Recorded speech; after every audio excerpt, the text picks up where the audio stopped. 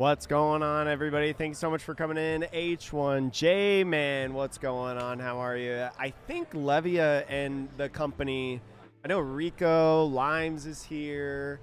I'm pretty sure Eric is supposed to come too. So we got it. We got a bunch of goats coming in, but we'll be starting the tournament here soon, and I'll transition the camera here in a second. Just waiting for everybody to get in. Tournament should be firing off in about 9 minutes or so. But hope everybody's having a good day. Thanks for coming in, and we'll be starting soon.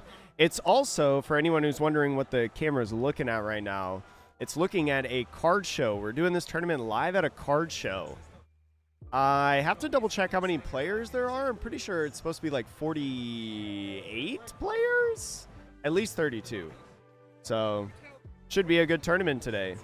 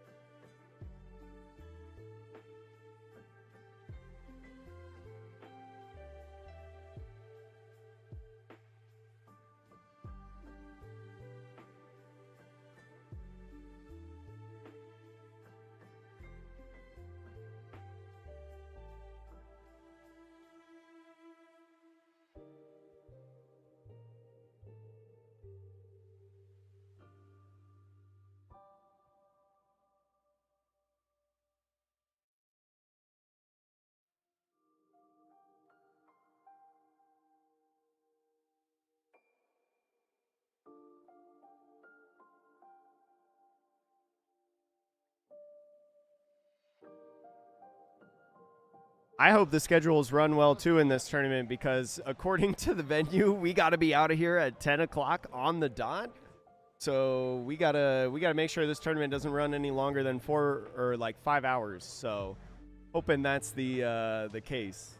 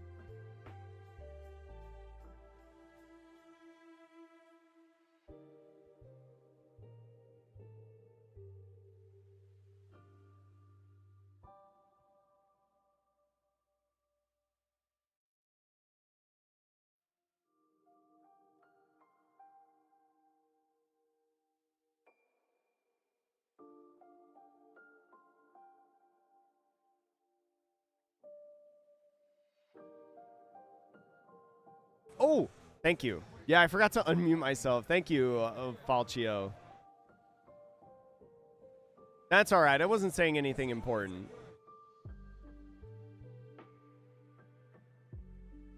I know. You'll be able to hear me now. Appreciate it. It's crazy right now. I'll show you guys the camera in terms of like how many people are here today. Hold on. Let me get this camera right here. Put that camera right there. Put it under that. Let's see. All right. Well, look at all these people here. Like, look at all. We got a full house today of people. Pretty wild. Pretty wild, I'll say. Got a lot of people. And then we'll go back to this. There we go. Atrocious. Yeah.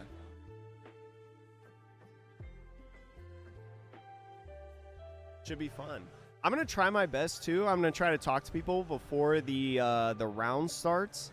We're gonna try to get people as much as possible to put Tisby on stream. He is here. I just saw him.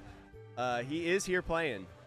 We're just gonna do table 1 pretty much the whole time, just simply because it's the easiest to do with the scrambling of the tables. I'm trying to make this as smooth as possible as well. There's no top cut. We're just going till 1 undefeated because we've got only 5 hours from now. In 5 hours, we have to be out of the venues, so we have to finish the tournament in 5 hours.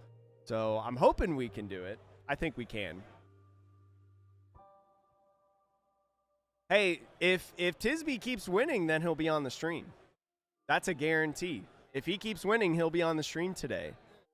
But I'm going to try as well to talk to the people that are at the table before the round starts to say like, hey, I've got some tokens to utilize over at the table. Please make sure to utilize the tokens. And then also with the like pointing to like, hey, can you make sure that when you announce an attack, you point to where you're attacking to? Things like that to help make the commentary a little bit more, but it's exciting. It's crazy that we're doing. What am I playing today? I am playing the casting role. I'm not playing at all. I'm streaming this tournament. I am the yapper.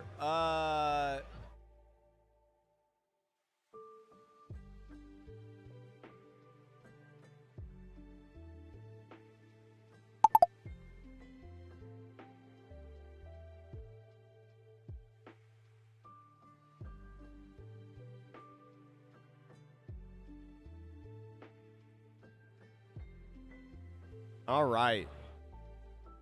I'm ready to get this going. The stream should be starting here any second.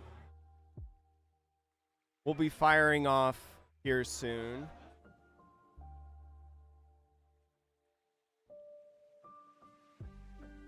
Start shortly. There we go.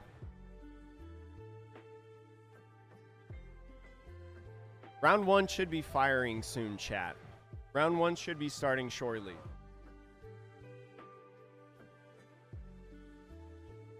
No, I mean, because that's going to be... Oh, I mean, people will know. Yeah. Just checking in the last couple people. Yeah, no drinks on the mat, please. No food or drink. It's just someone who's, like, casually here. But once we get the actual tournament going, once everyone's checked in, we'll be able to rock and roll. But, yeah, round 1 should be starting shortly. I think it was just like a random person. I don't think it's somebody that was in the tournament. I like saw them sit down over there. Thankfully, though, I don't think they're going to be able to hear me, which is good. But yeah. But I'm ready to get this tournament started whenever. I'm trying to think of what's going to win. I hope that Dracul Mihawk doesn't win. What's the deck's presence? There's actually, hot sauce, not a lot of there's not a lot of red green Luffy that I saw like looking around. But I did not see a lot of red green Luffy. I saw a fair amount of Mihawk. I saw a fair amount of Nami. Some blue green Luffys as well. So it'll be Thank you, fans. it should be Thank fun. you all for this Whoa! great honor. Hey Josh, what's going on? Thank you so much for the Prime. Thank you, thank you. Yo, what's up, Sloth? Hey, yeah, it's gonna be fun. I'm excited. It's not the biggest tournament ever. We had a limit on how many tickets we could sell in the event today. I think it's 40 players. I think it's 40 players today. So, yo, what up, Crime? Vegas is Teach heavy, I thought. Well, it's really like a couple players play Teach. You know, you got guys like Eric that typically plays Teach. I play Teach typically. You got like a couple other people in the Vegas scene, but no, I think we got good diversity. Just checking in the last couple people. Just checking in the last couple people, chat. Thank you so much for everyone who's here today, hanging out. A little impromptu on the stream. I wish I could have promoted this a little bit more, like in Discord, things like that. But I found out yesterday that we were going to get the Wi-Fi to stream, and we had nothing set up until like a couple hours before. We like literally just bought a camera. Like the camera that we're using today is the camera that we bought a couple hours ago. So it's pretty crazy. Yo, Phantasma, thank you so much for the watch party at the shop. Appreciate it. Appreciate it. Hope everybody's having a good day. Sticking to Mihawk. Yeah, I don't blame you for sticking to Mihawk. Mihawk's just really good. Mihawk is just a good deck, especially in this format. Like, I can't blame anybody that brings Mihawk to this event.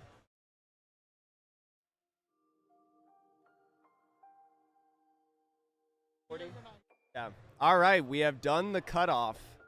If you're not here, you're not here. So I think we're just about good to go. 2 people on the wait list got in. So that's pretty good. 38 people showing up on time, 2 on the wait list coming in. That's pretty good. I should set my timer to currently boarding the plane. What are the chances it starts soon? It should be starting any moment. We just did registration cutoff and checked everybody in. They should be firing off any second now. But for anybody that may miss it or anything, the VOD both on Twitch and YouTube will be public. So you can go ahead and rewatch. You know, when you get off the plane, hope you have a good flight, McSkittles. But if you get off the plane and you miss round 1 and 2 or something like that, you can go ahead, just start at the beginning, you know, of the round 1 and 2.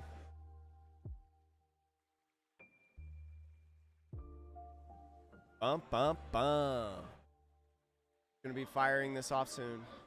All right, pairings have started. I'm gonna be right back because I'm gonna talk to table 1.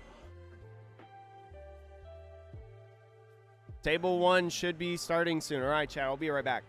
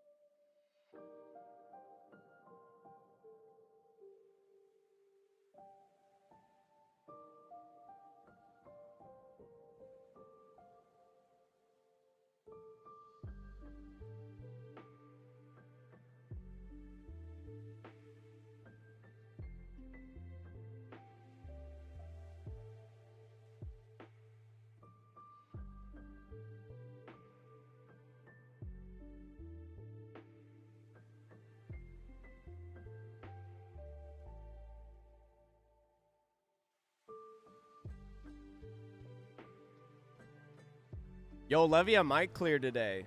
All right, so we got round 1. Ooh, Teach versus Red Green Luffy. So I said there was no like Red Green Luffys today, but that's a lie. We have plenty of Red Green Luffys. Can I just hit start and then pause? Yeah, there we go. Cool, cool, cool. So Red Green Luffy and Teach, traditionally pretty good for Teach. But I think Teach gonna have a good time right now. I know it's Drew. Drew's playing Red Green Luffy, so Ruben, did you let me know when you start it, because I'll start it too. I think Ruben's gonna have a couple announcements. Yeah, well, 30 and then 5 minutes of over 35 if you want. Okay, so I'm gonna switch to 30 on my timer. But yeah, we'll see. Red Green Luffy does have a couple ways to steal the matchup, in my opinion. Especially with the maybe die roll to start, but also on top of that, just like rush characters, right? Especially if there's like the green impel down Luffy, the starter deck 21 Luffy, which I saw that was in at least Drew's deck box. I don't know if it was in his deck. Get the names on the broadcast. I don't have the names right now. But I definitely want to in the future. This was a very much put together at the last second, like overlay. You started it? All right. So there we go. Wait a minute. Start 30?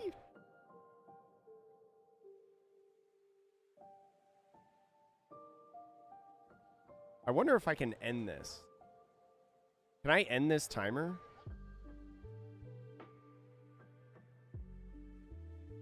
All right, well, we'll run with the overtime. We've got the overtime clock. It looks like Teach is going first in this game.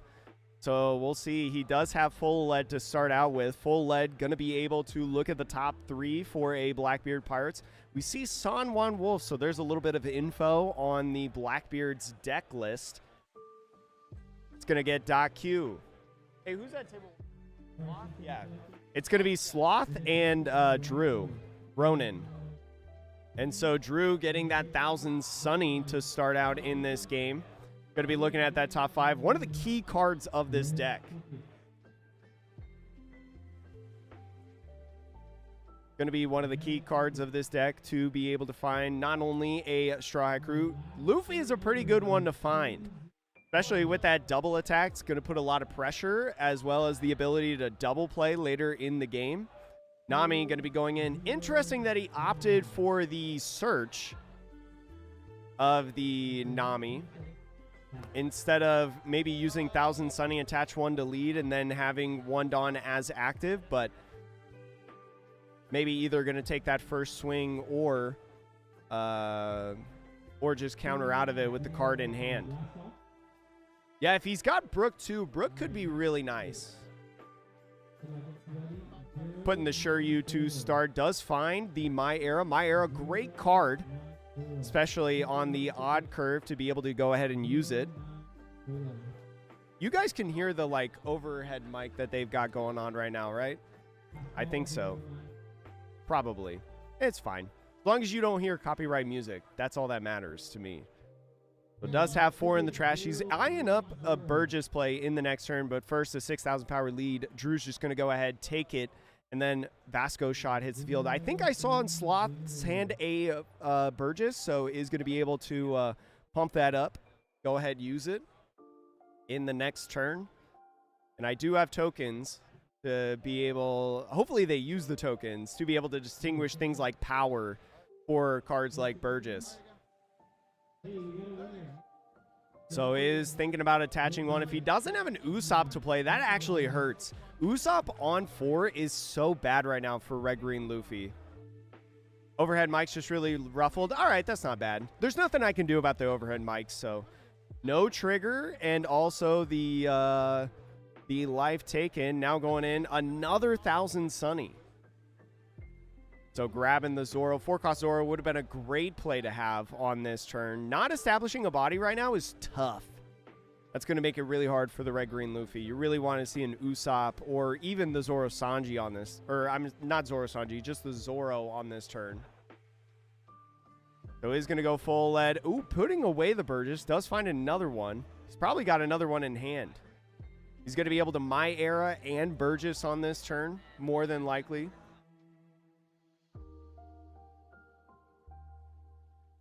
Does have 5 Dawn, so you always have that extra Dawn to be able to work with, and so is going to go with that My Era. Just opt to build up a little bit more. Black Vortex, the grab. I love Black Vortex and Blackbeard as a nice little one-of.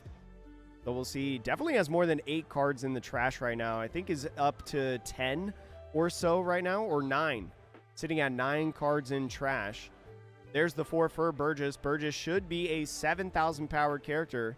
And there goes Sloth using the token. Shout out TC Evolutions for the tokens using on the stream. If you want to use code Atrocious to save some money, that'd be a good help. Anyways, Luffy going to be restanding 4 Dawn with that on play. We know he has the Zoro in hand, so could restand 2 more Dawn.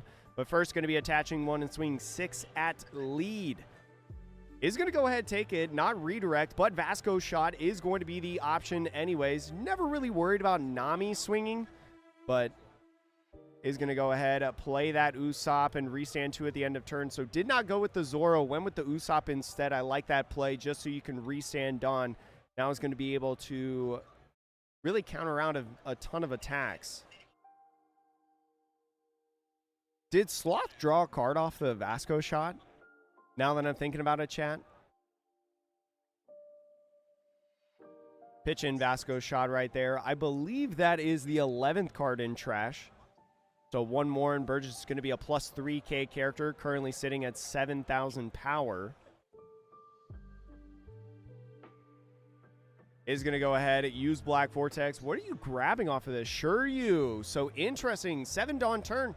Going ahead and trading in the trash the Black Vortex for the Shiryu, especially if you whiff a Shiryu right on your searches. You want to play on your tempo with this Blackbeard deck. So it does need to pitch a card for that on-play effect. Good effect for Sloth, I feel like, on there. That's what you need to do to try to stay in the tempo of this game. Especially stay ahead, I'll say. Looks like Drew going to be going in now to his 8 Dawn turn. We'll see on the 8 Dawn turn what he decides to play. Got to keep populating bodies, I feel like, right now.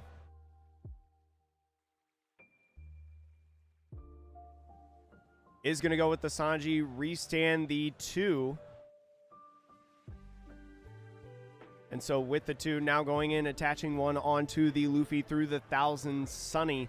Does still have... what is that, 4 Dawn left as active or 5? Had 5 Dawn left as active, tapping 4 of them for the Zoro to restand 2. He could leave up a decent amount of Dawn on this turn, right? Especially for a counter. You don't have to worry about your leader effect being nullified until the 10 drops come, but he's going to try to see if he'll take a double attack. The redirect coming in is going to go ahead, rest the Usopp. That's why I don't really like big swings on characters like that. Especially because I think you could have just gotten away with maybe swinging a 7 because of that redirect option, especially because taking that life off the leader swing, just going to use that Katarina trigger to play the Vasco shot back on the field. Now it's already back, right? So sitting 3 life to 2 now with the red-green Luffy, but now Blackbeard and Sloth on the 9 Dawn turn. We'll see how hard he tries to go at this Usopp, right? I'm curious of how much you need to swing at the Usopp. Maybe on this turn it could be good. We'll see if Levia can make the top tables, though, today. Whoa! Flyest Raven! Thank you so much for the raid. Hello to all the raiders. Right now, we are streaming a half case of OP13 tournament over here. This is round 1. You guys are just in time for this tournament. I hope everybody's having a good day. Flyest Raven, were you playing OP17 Rosinante as the Rosinante GOAT? I hope you had a great stream. Right now, we're in the Blackbeard's 9 Dawn turn. We do know, I think he's got an 8-drop in the hand. Yeah, he's got that 8-drop there that he's fanning. Got some 2Ks in the hand, too. OP13, I know we got a lot of money on this tournament on the line. It's very exciting, very cool. And it's all like local people too. So it's really cool that we're able to give this to our local Las Vegas community. Thank you. So he's going to be attaching the 1 Dawn, now swinging, I believe, 9,000 power over at the Usopp, right? Burgess plus 3,000 power because of his effect. Is going to ask for a couple Dawn. So is going to give 2 off the leader effect and 1K counter. Gave away the Brook. That's going to be a key card. Hey, have a great rest of the day, Flyers Raven. Thank you so much for coming in. Appreciate it, as always. So going in now, 10,000 power, it looks like, over at Usopp. Yeah, I've got overtime on there, too. So is going to go ahead and counter out with the 2K and leader effect. But Dragon Twister coming in is going to KO the Sanji and the Luffy. So really tried to KO 3 bodies on that turn. I've loved Dragon Twister in the Blackbeard deck. That's a perfect time to play it, right? Especially if you're not worried about taking too much life, right? Try to remove as many bodies on the board, all the amount of swings that Luffy can have. Now especially, he'll be able to redirect into the Vasco shot and rest one of the 2 bodies that are coming on. Yo, what's up, TCG Country? How are you? Welcome on in. And so Luffy now, thank you so much for following as well, TCG Country. Hope you're having a good day. So full 10 Dawn turn. What do you do now as the Luffy? You need to like re-establish board, right? You need to be able to play bodies, even though it doesn't even have to be bodies that restand Dawn, right? Because the 10 Dawn turn is coming. You imagine that your leader effect is going to be nullified and you're going to have to take a lot of life. You'll have to leave at least 2 up for something like Charleston, which we do see in the hand. And right now is going to go ahead and minus the Burgess by 6,000 power here. So going from a 8,000 power character to a 2,000 power character right now because of the 6 Straw Hat Crew cards on the field. Yo, what up, Munchlax and Deckers? I know the Go Munchlax is here. And so now using Thousand Sunny, reattaching a Dawn, is going to start out with the Nami swing over at the Burgess. As soon as the Blackbeard player Sloth over here on the left side pitches a card, Blackbeard will gain 1,000 power, right? To be a 3,000 power character, I believe. But getting this Nami swing in now is nice. And so is going to go ahead and actually redirect. Is going to redirect into the Vasco shot to rest the Usopp. Now makes the Burgess, right, that 3,000 power character as we talked about. Yeah, 7 costs pretty good here to get rid of Burgess, I believe. This is going to have to be like, what, 2 2Ks? And there's still a leader swing that you have to deal with. Yeah, Blackbeard currently on the 9 Dawn turn. Blackbeard has 9 Dawn. Luffy currently on the first 10 Dawn turn. Yeah, they twistered on 8. They got rid of Sanji and the secret rare Luffy. I don't think you can keep this Burgess alive. There's no way you're going to be able to keep it alive if they keep swinging at it. The good news is he has to attach 2 Dawn to be able to swing with the Luffy, but just lets it go. Now just has Shiryu on the board. Attaching 2 Dawn and swinging. Now 8,000 power at lead is going to go ahead, trigger the Baby 5 to draw 2. You'll be able to restand 2, and now given that Luffy rush going to swing in, is going to put the Blackbeard to 0. So actually, this is not a bad spot, I think, for the Luffy. Especially because Usopp will restand 2 Dawn. He'll be able, after this search, to be able to get enough Dawn for Charleston. And now, I mean, there's really only 2 swings for the Blackbeard right now. Even if they go ahead with a Zehaha 10 drop on this turn, you still have a Charleston to be able to get out of some of these swings. And you'll be able to get out of the attacks. But finds a Shiryu there. Yeah, definitely. I mean, if you're playing Twister, you're foregoing the ability to play. Like, he didn't play 8-cost Blackbeard and played Twister instead. So, like, that's kind of the trade-off. And so you could have 2 bodies compared to 1 in that situation, but then there's 2 extra swings on the Luffy side, right, over at you. So does at least have the 10 drop and Zehaha combo on this turn. You just have to, I think you just have to all in and hope that they don't have Charleston. So is going to force them to take a life, is going to negate the leader, and the 7-cost Luffy has 2 active Dawn left to work with. You have to get these 2 swings to connect. But swing, I think, 7,000 power at the Usopp? Yeah, no life for BY right now. I think he's swinging at the Usopp right now. If he's swinging at Usopp, this is fine. Charleston just going to go to +4. He's not worried about restanding Dawn because you can't use it anyway, so doesn't even pitch any cards in hand. But now this 8,000 power swing at Usopp is going to clear it. But what happened is now you have a bunch of swings to be able to utilize, right? Between the 4-cost Zoro, you have the leader, maybe another rush character in here. You just need 1 swing to hit. 10 drop is going to redirect one of the attacks.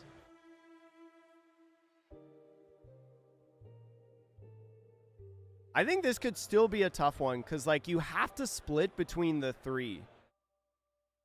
Didn't have the counter in hand to be able to get out of a 9 or an 8K swing from the Shiryu on the Usopp.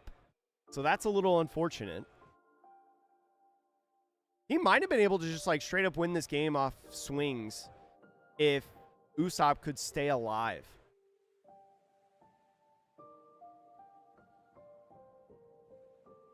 So just goes in with a 5K poke right here. Maybe just trying to see how the Red Green or Blackbeard reacts. Just counters out of that attack. I mean, you can't play to survive, right? But 7-cost Zoro does come in. He's going to at least make Luffy a 7,000 power leader. So gotta tap 7 Dawn. Looks like he's going to try to survive another turn. You are asking them to have, like, another 10 drop Zehaha moment. But yeah, Mordho, I think you're wrong on that take. I think that's a bad take. I think you just are frustrated playing against the deck, which is totally reasonable. But going in now with a Zoro swing, activating that main is going to go ahead, redirect into the Teach and pass off the turn. Zoro restanding. But now, Blackbeard's got 3 swings of his own. Could just go in with another 10 drop if he wanted to. But even if you go in with the 10 drop, you risk potentially another Charleston. There's 10 drops. So he is going to be able to use it on this turn. We'll see if he just slams it down. A Zehaha would be really good. I think if you Zehaha 10 drop, you've got a pretty fair shot.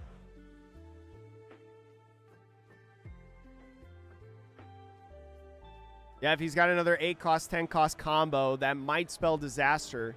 I don't think he has an 8-cost spell, though. I don't think he has Zehaha. I think he's got Borsalino in hand.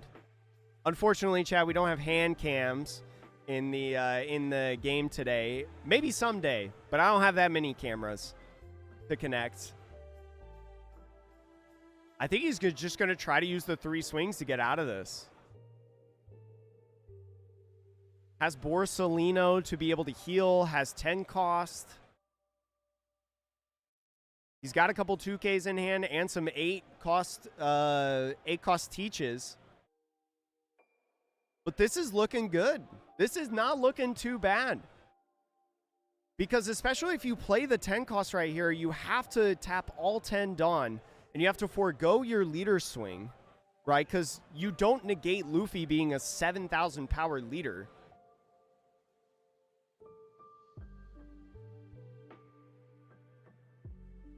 So as long as Drew over here on Red Green Luffy has some counter in hand, I mean, you can get out of an 8K swing if he taps all 10 Dawn for the Blackbeard. If you just have a 2K.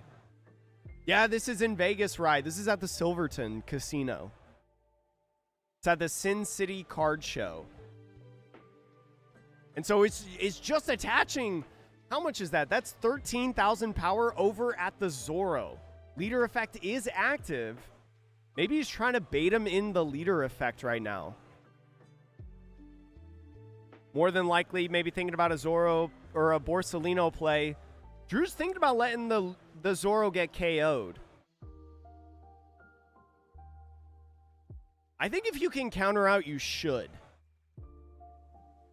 I mean, if you don't have counter in hand, though, if he just uses the 5 Dawn and swings at lead, and you have no counter, then I think you could be in trouble. If he just swings 10 at lead, you have no Dawn open, no counter.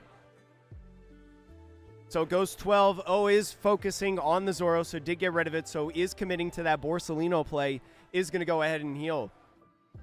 So passing off the turn. The 7-cost Luffy can swing. There's still one blocker on the field, though, because we did have to commit the 10-cost Teach. So with committing the 10-cost Teach, is that a Dead Man's Game in hand? I think Drew has a Dead Man's Game in hand. One of the alternate art versions. So could rest Borsellino and then swing out, but you would need all 3 swings between your Zoro character, Luffy character, and the leader, all to connect because of the redirect opportunity. And you would only have 6 Dawn to be able to utilize. So 2 2Ks getting out of one attack would just win it, right? Got about 10 minutes until overtime. My clock down here, Chad, has overtime connected to it because I didn't know how to reset the thing. But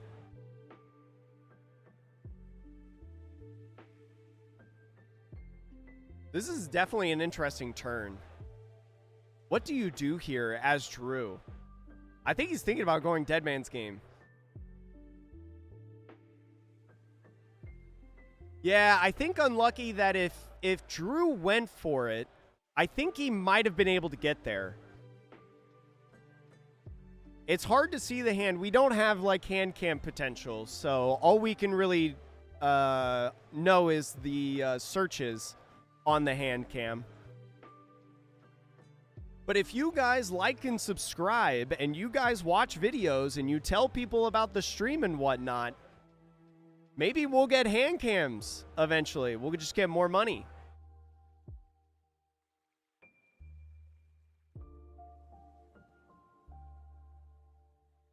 Yeah, I think if he didn't go for the Zoro and just went in at lead, I think he might have been able to get there. He tried to buy another turn, essentially. Just a 5K swing, so definitely not going for game on this turn because we could just block with Borsellino if we wanted to. What is Drew playing for right now? Yeah, if he had the Brook, I mean, he had the Brook earlier in the game, but he pitched it early. That's one of those key cards within this matchup, right? Because you'd be able not only to rest one of the Borsellino, but you'd be able to restand it. Restand the Luffy to attack twice if you wanted.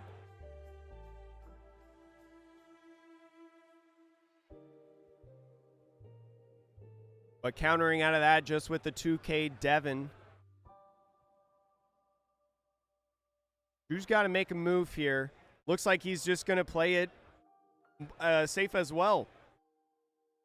Tapping 5 for the Sanji, now using Thousand Sunny to attach to lead. This is kind of the difficult part, I feel like, for a lot of players, especially Red Green Luffy players, of what do you do in this situation? Especially because you know the 10 cost is in hand, right? You know that you're going to get leader effect neutralized.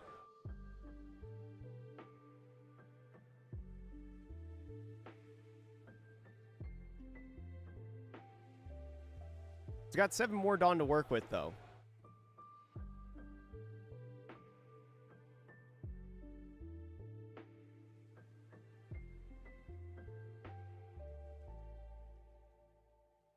Just going 9,000 power over at lead, it looks like. Only has 4 Dawn remaining. Will restand 1 off of it.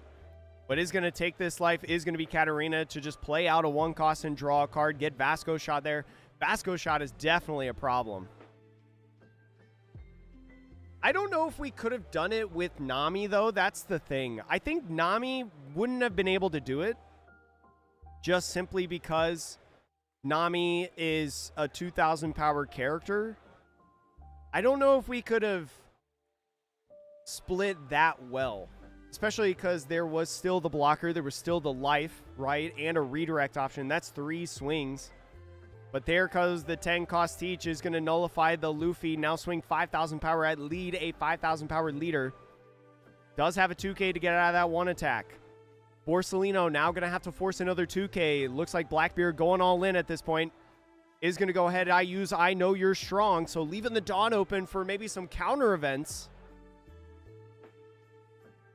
Now the 8,000 power swing has to get out of this swing. Oh, I don't think he's going to be able to do it. Now the 12,000 power swing doesn't have it, and a Blackbeard going to win this one. Yo, what a bow. Blackbeard winning by the skin of his teeth. Felt like a pretty close match, I think. Definitely an interesting game. We saw the opportunity on Blackbeard to be able to use Dragon Twister to clear some bodies instead of playing 8 cost each. We know 8 cost each was in the hand, and it almost bit him in the butt. If Drew had held on to the Brook just a little bit earlier, we might have been able to get there. We might have been able to get there.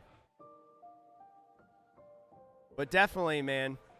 But that's typically how the matchup goes, right? Can't fault for the end for that matchup. GG's, right, to both players. Sloth starting out 1-0 on this game. Got about 5 minutes until overtime. There's still some matches playing over in the tournament right now. I am probably left for 5 minutes. What happened? Blackbeard got another turn and lost. Red Green Luffy ended up going like 5 cost Sanji and trying to hold off the back of counter events, but just couldn't do it. Just couldn't do it.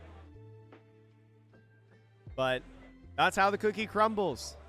If he had saved the Brook, could he have gotten there?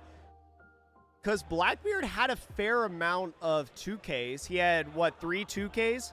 And he was able to play out off of the Katarina trigger Vasco shot, which he didn't know about at the time, but that would have affected it, right? Because he would have been able to rest either the Zoro. Actually, just the Zoro, yeah. There is no top cut today. We are going until 1 undefeated. The reason for that is in the venue that we're at right now, we have to be out of here by 10 o'clock Pacific time. That is in 4.5 hours. So we got to get this tournament done by 10 o'clock Pacific time. But we got to make sure that we're done by then. So no top cut today, but we are playing until 1 undefeated. We're going to be streaming Table 1 the whole time, so we will have the finals on the table. We've got 40 players, so it depends on some like split, or not splits, buys and things like that. But players will play it out. Yeah, Omega punish on the Brook in the early game, but Chad, I am going to go to our Be Alright back screen, and I'm going to show you guys the field as of what's going on right now, at least at the venue, things of that nature. I'm going to take a drink, go say hi to all my friends that are here because this is a local Vegas tournament, and I'll be right back. Hold on to your butts. Yeah, we just started round 1, so round 2 is going to be next.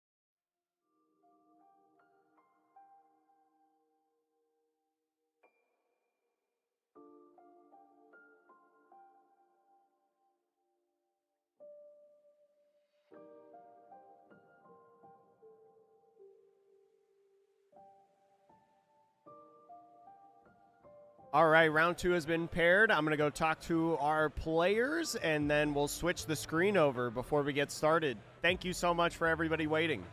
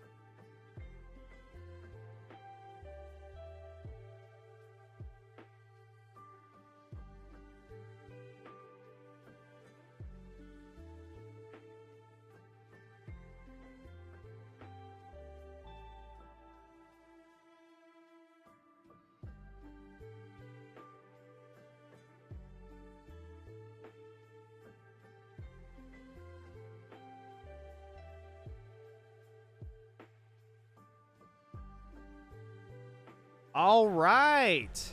Oh, no, the camera. I got to fix the camera. Good thing I can do that here. This is the one thing that I need to, like, figure out. Yeah. Let me just fix this real quick, chat. Do-do-do. Do-do-do. Sorry, first time hosting a live tournament like this before. My bad, my bad, my bad. Why is the stream so yellow? Or orange? What the heck? But round 2, let's see.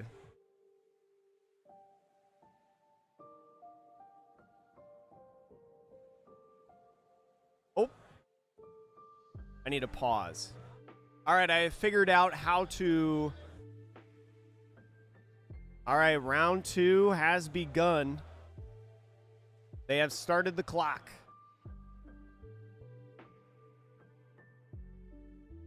I am now officially I have got the time not counting overtime on the clock. Would you guys prefer if overtime was on the clock? By the way, make that a little bit smaller just to differentiate there. So Mihawk, the deck that got the biggest boost. I know, I said heading in that there was not a lot of red green Luffys, and we get back-to-back red green Luffys. Kind of a caster curse, some would say. But it looks like in here, Mihawk going second. I think a lot of Wano Mihawks want to go second nowadays. So going to be starting off grabbing the 7-cost Luffy. We got Roy and Rico at the tables. Rico playing Mihawk and Roy playing red green Luffy. Both players pretty good. So this should be a good match. Rico and Mihawk going in the top 5. Off of the Perona is going to be finding a slash type. We saw Law and Beppo in there. I think there's an Odin probably looking for a 6-cost Mihawk, but can also find an event. I think also has that 7-cost Shanks. 7-cost Shanks, something that a lot of people have been picking up and putting in. I feel like Mihawk decks as like a one of maybe. And is going to grab that. That's 7-cost Shanks. Now going into Luffy's turn. 7-cost Shanks might be nice to be able to put pressure on some of the characters like Usopp, right? Especially with that your turn effect of resting a character. But goes with Laboon. Laboon, more than likely just to use the 1000 Sunny, is going to go ahead, take the life, put it in the hand, pass off the turn. Is Laboon pretty usable in this matchup? I don't think it is, right? Maybe just needing, just in case there's no coffin boat, to swing at the little weenies, but nothing to play for Rico. No other 1-drops, or you could be my samurai or something like that. Is just going to go with the 9,000 power swing at lead. If Roy wants to get out of this. Can tap 2 Dawn and give up a card in hand, but says, no, I don't need to. Finds double Sanji, both on the life and the draw. So now going into the 5 Dawn turn, is going to go ahead with one of the Sanjis to restand the 2,000 Sunny, now attaching to lead, and is going to guarantee at least 3 Dawn as active at the end of this turn. Oh, yeah, he could get 4 Fun. That's right. I forgot about 4 Fun, to be honest. Rico takes it now at 3 life. 4 Fun is a card that I forgot that a lot of players were playing. Sean! Thank you, Sean, for the Prime. I appreciate it, my friend. Hope you're having a good one. Now the Odin coming in is going to stun the Sanji. That's right. 4 Fun KOing any rested character with 7,000 power or less. Definitely a good one, especially because you only need to tap 4 Dawn for it, and your leader effect restands 3. I was thinking about leader effect. I wonder if he's thinking about either leader effect on the Perona or the 1 Dawn. Is going to go ahead leader effect the Dawn as the option, not put his Perona at risk for swings. And now is going to go with the You Can Be My Samurai. So he's just going to draw more cards. Odin can't swing, so he's just going to be rested.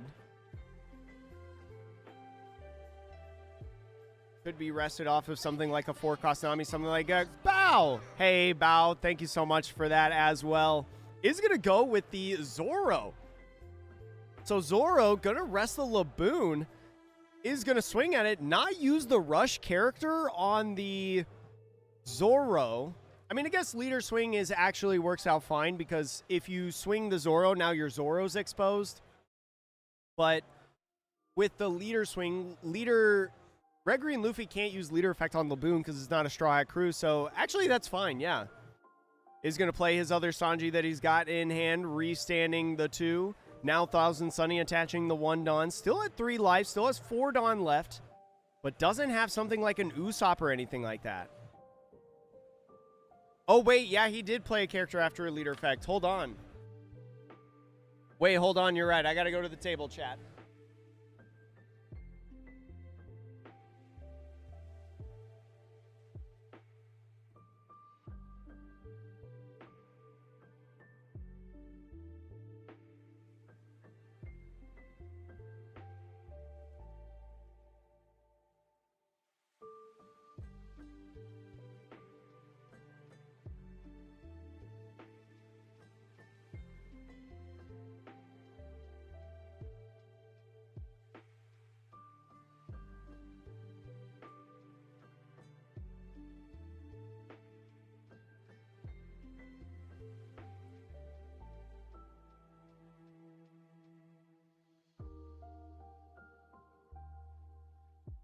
Thank you, chat. Thank you. Appreciate it. Our stream judge, we don't have a stream judge. We just have a judge that's like walking around the different tables. Because Chase, blame Chase. He's not here today. But yeah, I try my best to catch those things, but I totally slipped that. So appreciate you guys. It's not cheating, Selot. I mean, he technically cheated, but it's all in fair fun. So counters out of that first swing. Passing off the turn. Yeah, because Sanji could not swing. All right, resetting. Laboon's still on the field, though. The thing is Roy also did not notice. And Roy is someone who, I believe Roy's topped some regionals. He won a couple extra grand battles here in Vegas. So, just both players didn't even think about it. 7-cost Shanks coming in. Yeah, it's funny. Because now we have the opportunity to make fun of Rico for the rest of his time here, cheating on stream. I think Rico is thinking about You Can Be My Samurai again. I don't know if I do that. Would I do that? Is going to tap 1 Dawn for the leader effect. Now use You Can Be My Samurai. Is going to do it for that your turn. Now resting a 7,000 power character in the Laboon. He really wants to get rid of this Laboon. So maybe kind of signaling that he is playing a for fun list, right? And is going to get that knockout. Does not swing the Odin, right? Because of the Dawn that was left over standing. Would be able to get out of the attack pretty easy. Yo, what's up, 619? I know, we all got to make fun of Rico in the Discord. So is going to go ahead and minus 5. No, yeah, 5,000 power on the Shanks. Make it a 4,000 power character. Even though it's rested and all the characters are minus 1,000 power, Luffy's still a 6,000 power leader, swinging at 4 because of the minus 5. I don't know if you can keep this alive because your events only go to leader for the most part, right? Like, I know you're strong. Yeah, just lets it get knocked out. This is a pretty solid spot, I think, for Roy and Red Green Luffy. Now going to be swinging 7,000 power because of the not the minus 1,000 power on the field.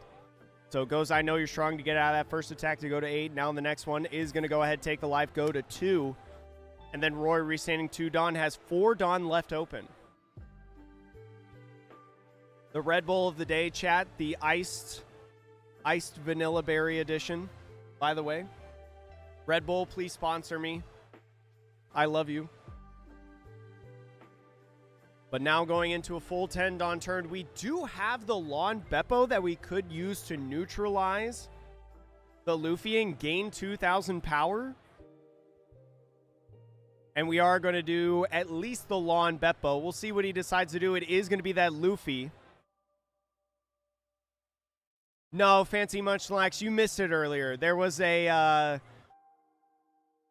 the Mihawk used leader effect and then played down a 1-cost Zoro on the field. We walked it back. We went back on it. But it was really funny. It was funny. Wait, what did he tap? Oh, he tapped his leader for leader effect. And so now is going to use Yuka. This is the third You Could Be My Samurai that's been played.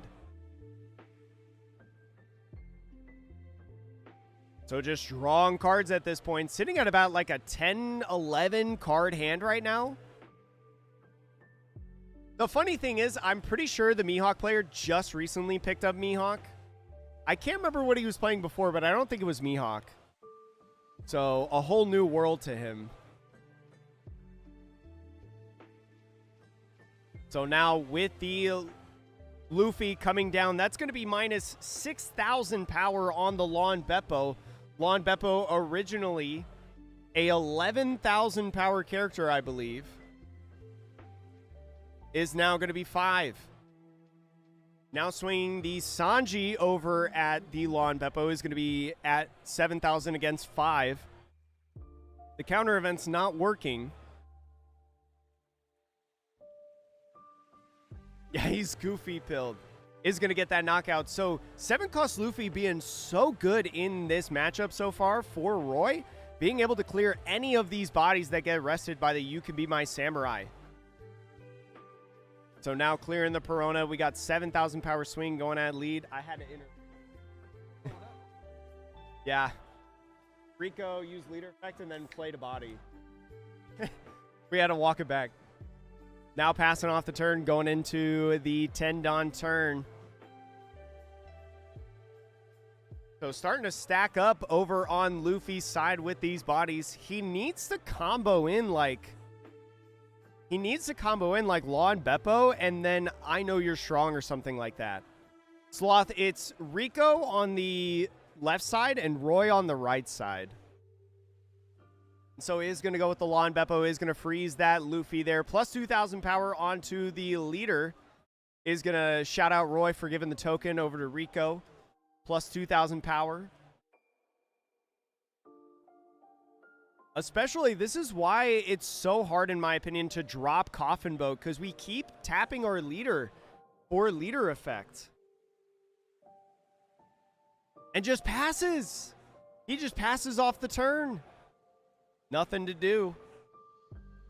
But now, these Sanjis, man, 7,000 power swing, not going to need an attach or anything to be able to swing at lead.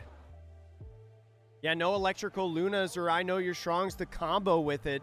Yeah, not looking good for Mihawk right now. Not looking good.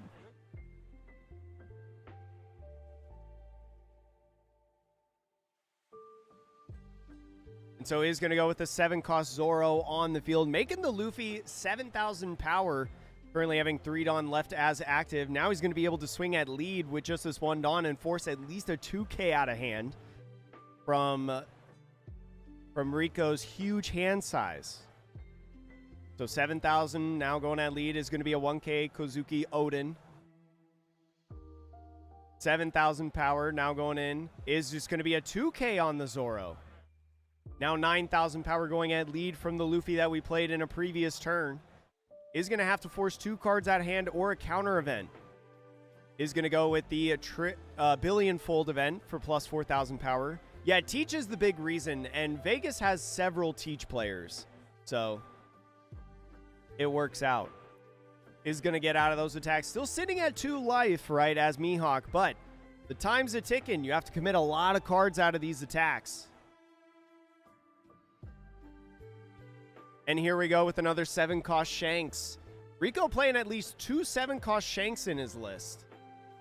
Is not going to rest anything from the leader effect, right? Tapping the Zoro, or I'm sorry, the Shanks.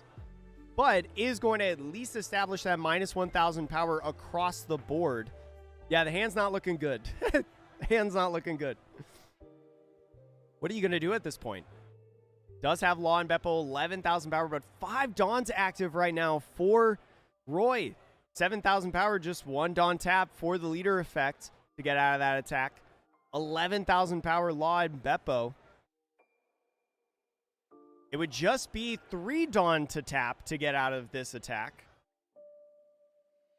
So he's going to do exactly that. Has 1 left standing. I'm not sure if you're totally worried about like Mihawk smashing into a Sanji right now. Because you still have 1 Dawn.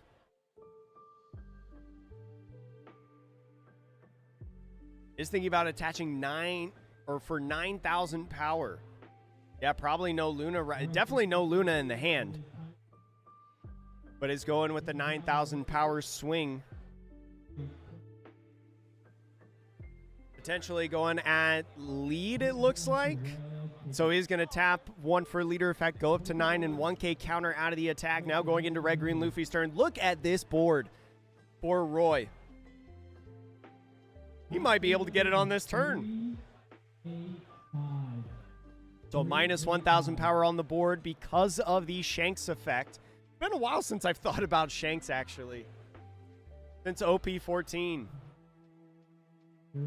I got a video coming soon, Chad, of Purple Katakuri versus Mihawk, by the way, on the YouTube channel if you want to watch it. It's pretty funny. Pretty crazy. 6 cards left in hand. Could Deadman's Game, the 1 Dawn that Rico has, that would nullify at least a little bit of counter? Because you have a pretty threatening board, right? Still 2 life. Yo, thank you, Ruben. Appreciate it. Me and my nice haircut that you and nobody at the shop ever mentioned. Been like this for days. Is going to go ahead and Deadman's Game that 1 Dawn. Now using the 1,000 Sunny to attach the 1 Dawn onto leader. Still has 6 Dawn left remaining.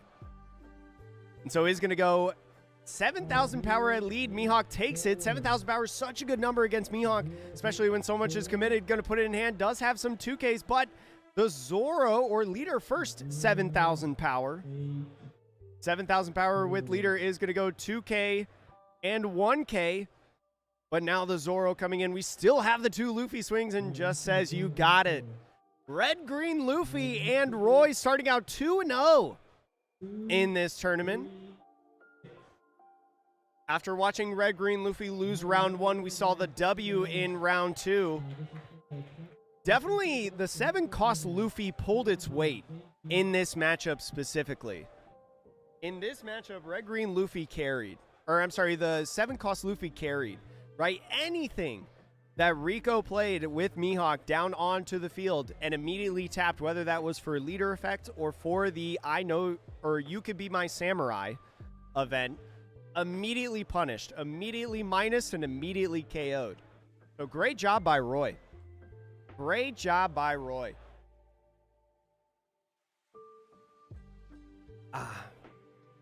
Red Green Luffy's pretty good. Like, if you just dodge teach a couple times, right, in the tournament, sorry, chat, I'm answering a message from my brother. On YouTube, I have in description. All right.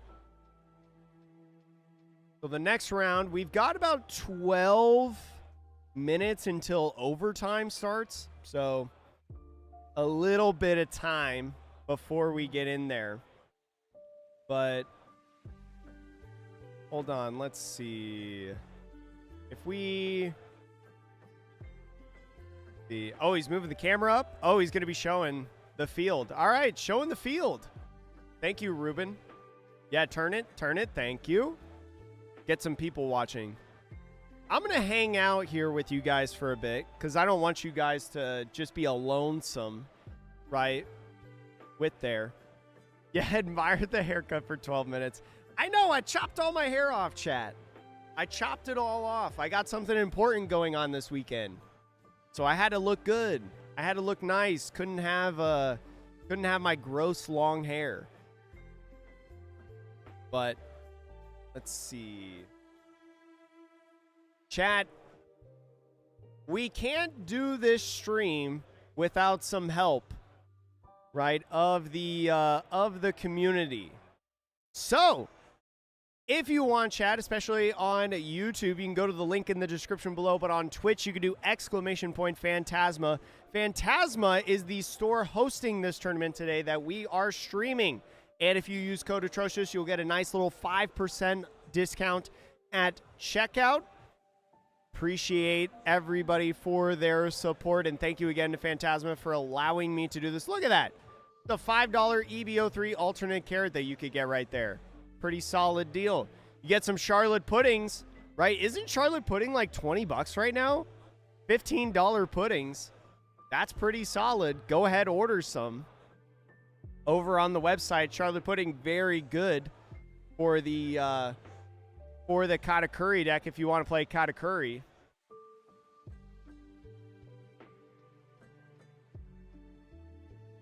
Lin is on Fraud Watch, post 17. I don't know. I mean, I haven't watched too much of Yellow Lin, but I've heard some people say it's pretty good. I haven't watched enough, but is the Red Green Luffy that came with the anniversary edition yeah, A-Train. The Red Green Luffy leader is the Red Green Luffy leader in that. You tested the OP17 leaders. You're just taking Red, Green, and Nats. There's honestly something about, like, because there's such a short timeline between Nationals and OP17's, like, official release date. Sometimes it's just better to take what you're most comfortable with, you know? Even with the new set and the new format. Because maybe your opponents just don't know how to play against it, right?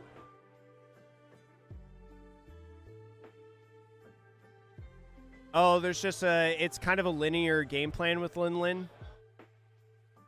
I think Lin, here's my take, chat, from what I have seen about it.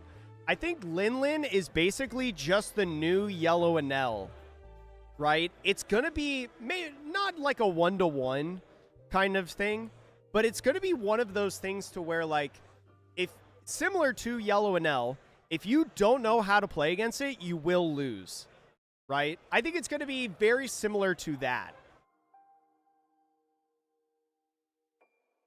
I totally forgot on Twitch that I had a commands command. That's funny. That's kind of funny. If you can't play around what yellow does, it'll steamroll you. Yeah, that's kind of what I get the feeling of. It's a better black-yellow gecko. Good deck, probably won't be top tier, still be rocking it. Hey, I mean, if you got a favorite leader, you'll run it. When's the next official broadcasting opportunity? For me personally, I can't tell you guys because I'm under an NDA. I cannot tell you guys when my next broadcasting opportunity is. But if you are looking for something to watch this weekend, the Calgary Regionals, Cartamagica is streaming the Calgary Regionals, and Eggman's going to be on it. Eggman and Div are going to be the casters for the Calgary Regionals. So, chat, if you want more regionals streamed and you want Bandai to help more with regionals, watch this regional. Even if you can only have it on in the background, you know, play it on your phone, play it on your PlayStation, play it on your TV, play it on your computer, have your grandma play it, right? Tell your grandma how to boot up the computer and go to Twitch and YouTube, right, to pull it up. Watch it on Twitch and watch it on YouTube. But yeah, Cartamagica is going to be streaming the regional this weekend, and Eggman and Div are on the cast, so it'll be there. I don't know if the Chile finals are going to be streamed, Alcatraz. I don't know. Oh my gosh, who's the tournament organizer that does the Latin America streams? Oh God, somebody help me out, chat. Somebody help me out. Who's the tournament organizer for Latin America? I can't remember. Hey, who's the tournament organizer for Latin America? Oh, Sansang. Is it Sang Events? Are they streaming it? They haven't posted anything about it. I don't know if they're streaming the Latin America finals coming up. One Piece, regionals. Yeah, I don't know. I don't know if they're streaming it, but if they do, you should watch that as well. Yo, what up, Junesby? How's it going? What's up? Who DM'd me on Twitter?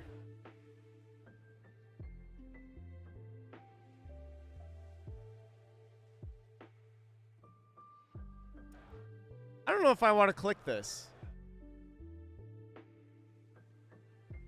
I don't know if I want to click that. Yo, what's up, Junesby? Thank you so much for coming in. We've got about 5 minutes until overtime, chat.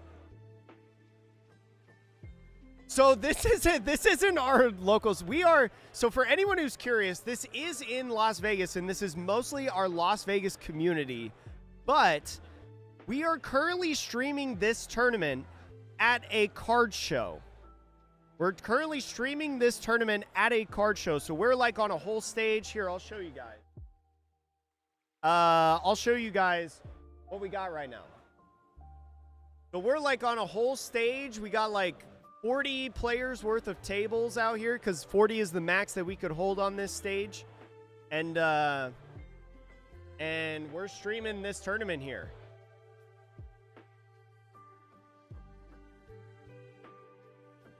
It's pretty cool. Yeah, it's a really cool opportunity. And we're hoping that more card shows want to do this with us, chat. But if you're curious on what this card show is, let me tell you who this is right now. We are currently, chat, streaming from the... Come on, website load. We're currently streaming from the Sin City Card Show. So if you're ever in Vegas, this is the card show that has been happening. Sin City is Las Vegas, right?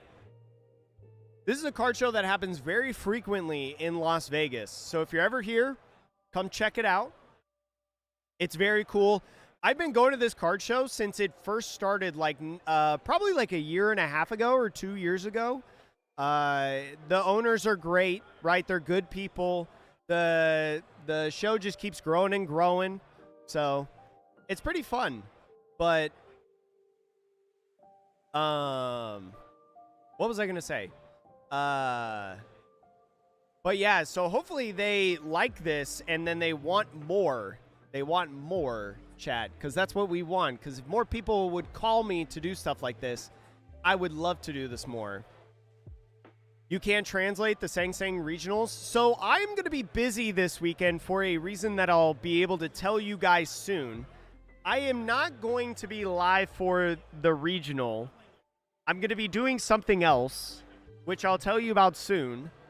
But I will, if they do not have English commentary, chat, what we will do, very similarly to a lot of the other Latin America tournaments, we will do a live stream going over the championship, as we always do. So we'll do that if they don't have English commentary. Typically they only have Spanish commentaries, so I'm pretty sure I'll be able to do it, but I don't want to guarantee because obviously if there's English commentary, I'm not going to touch it because I don't want to step on anybody's toes. But I know like Orange Samurai is going to be there. I don't know if he's casting. He'll probably hit the desk. But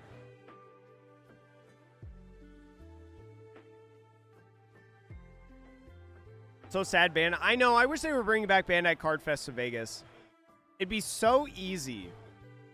It's so easy when Bandai Card Fest is in Vegas because it's so easy to just drive over there and then drive back.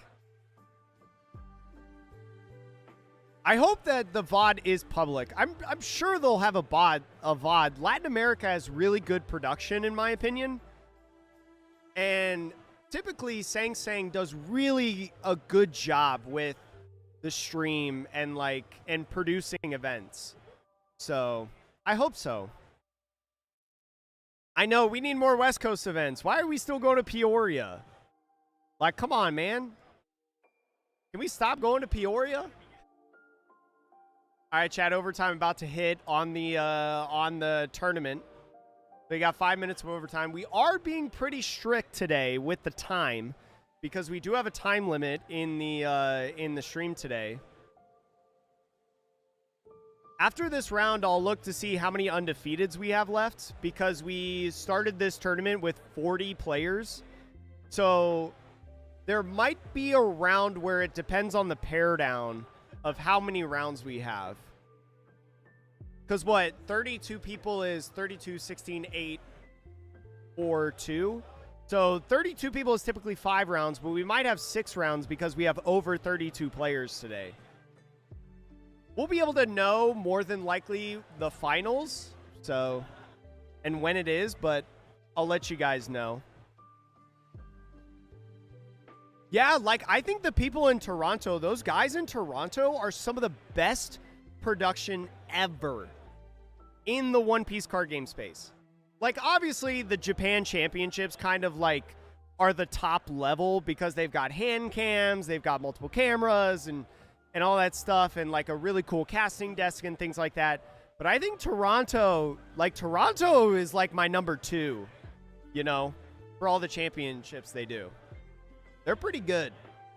I wish they got more recognition. I truly do, because they deserve it. Well, I think, A-Train, the reason that we don't have Bandai Card Fest this year is I think the way that they signed the contracts, they're, like, alternating. So if I had to take a guess, I have no insider information, chat, so this is all just guessing. I think next, it wouldn't surprise me if in February we were here in, are we here in Las Vegas? Have they announced where February Bandai Card Fest is? It's in Orlando, right? So it wouldn't surprise me if in the fall or like sometime next season, it's in Las Vegas. Yes, Blinks is here, yeah. I don't think he's playing in the tournament today. I think he's just here.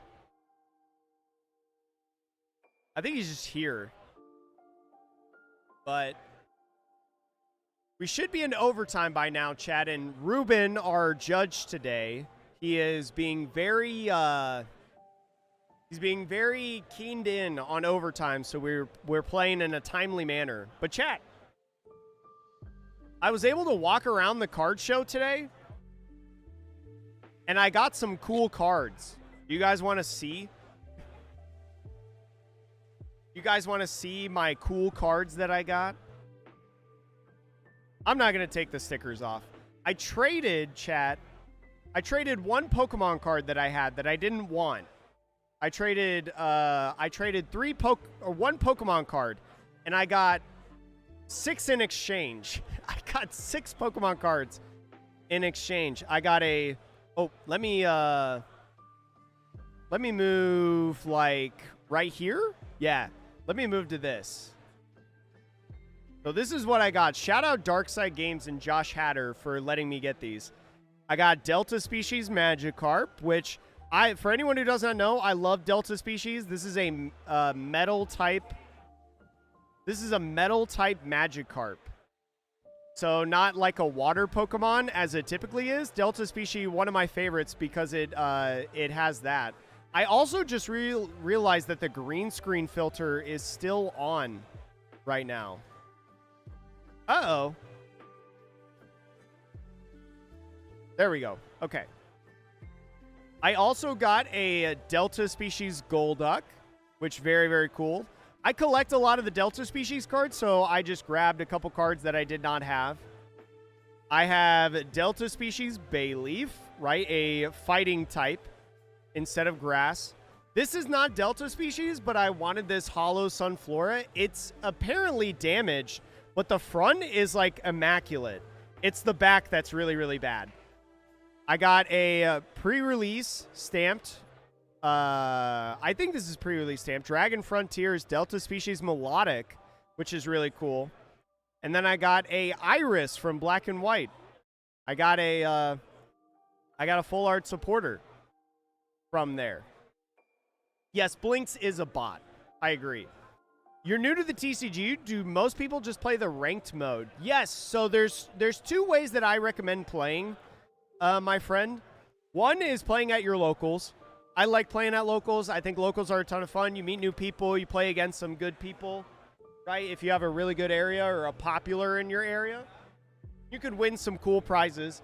But if you want to play online, play ranked, because that's a really good indication on like your elo, right? The higher the elo, the better you are, right? But also playing in online tournaments. So like the Chinois Cup is a really good example. Where's Play Limitless? Play Limit, or actually TCG Live. TCG Live is just Ruben's website. You could go to like Ruben's website, Chinois, and play in the Chinois Cups. The Chinois Cups are a really good competitive tournament that you could do. It's like an online locals. So you can join in there, get some good practice in against some really good players. Oh, it's reverse hollow. Thank you. Thank you, 619. How do you know the people are playing are good or bad? Check the leaderboard. Top rank had like 20 games. Well, I'm not 100% sure how the ranked ladder works because, like, I don't play a lot of ranked ladder. But, I mean, as most other ranked ladders in any sort of competitive setting that you're a part of, ranked ladders are a good gauge on who's good, right? Because if you're high on the ladder, you're good. But yeah, 3 billion is a pretty good number. If you can get to 1 billion, I feel like that's pretty good, right? But obviously, like, 3 billion is 3 times that, so that's pretty good. Yo, what up, Lobo? Oh, wait, is this your Red Bull? Oh. Boy, yeah, we had an indirect kiss. I just drank out of Ruben's Red Bull. Shout out, Ruben.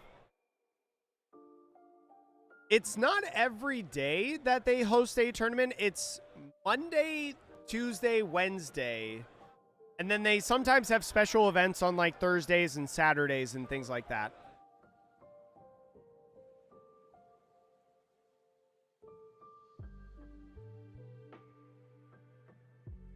Okay. We should be pairing round 3 shortly, chat.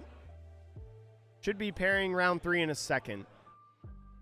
I know, Ruben just be kissing everybody. It's crazy. Wild. Yeah, if you do pretty decent, I mean, there are people that play in the Chinois Cups that have like won serials, that have topped regionals, you know, that have won a lot of money. The guy who won the Red Bulls finals regularly plays in the Chinois Cups. So I really recommend the Chinois Cups. Okay, chat. Round 3 has been paired. I'm going to go set up the table.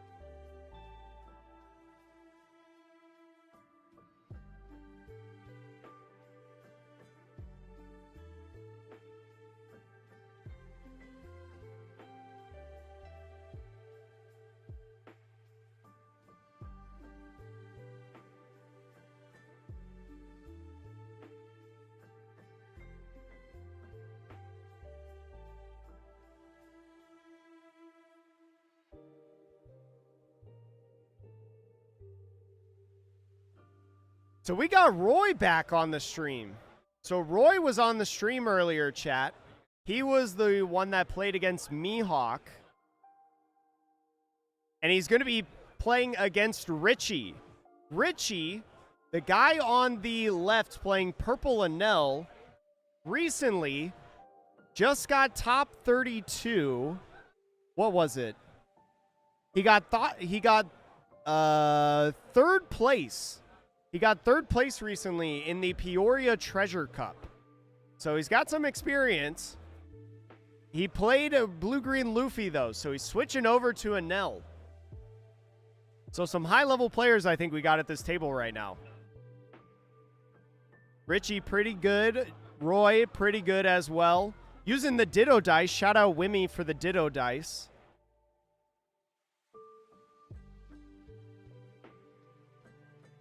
Rolling a 9 there. I'm curious. Okay, who do you guys think wins?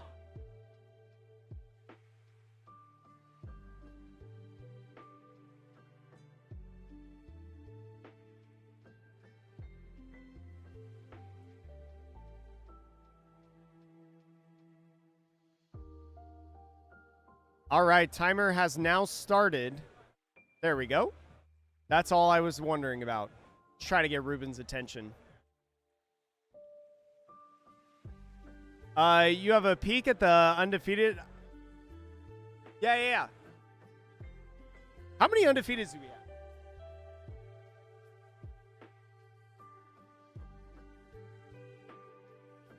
Five tables currently are undefeated, so we have 10 undefeated players right now. There is still an odd number. Next round, there should be a pair down because there should only be 5 undefeateds. We've got 10 undefeated so far.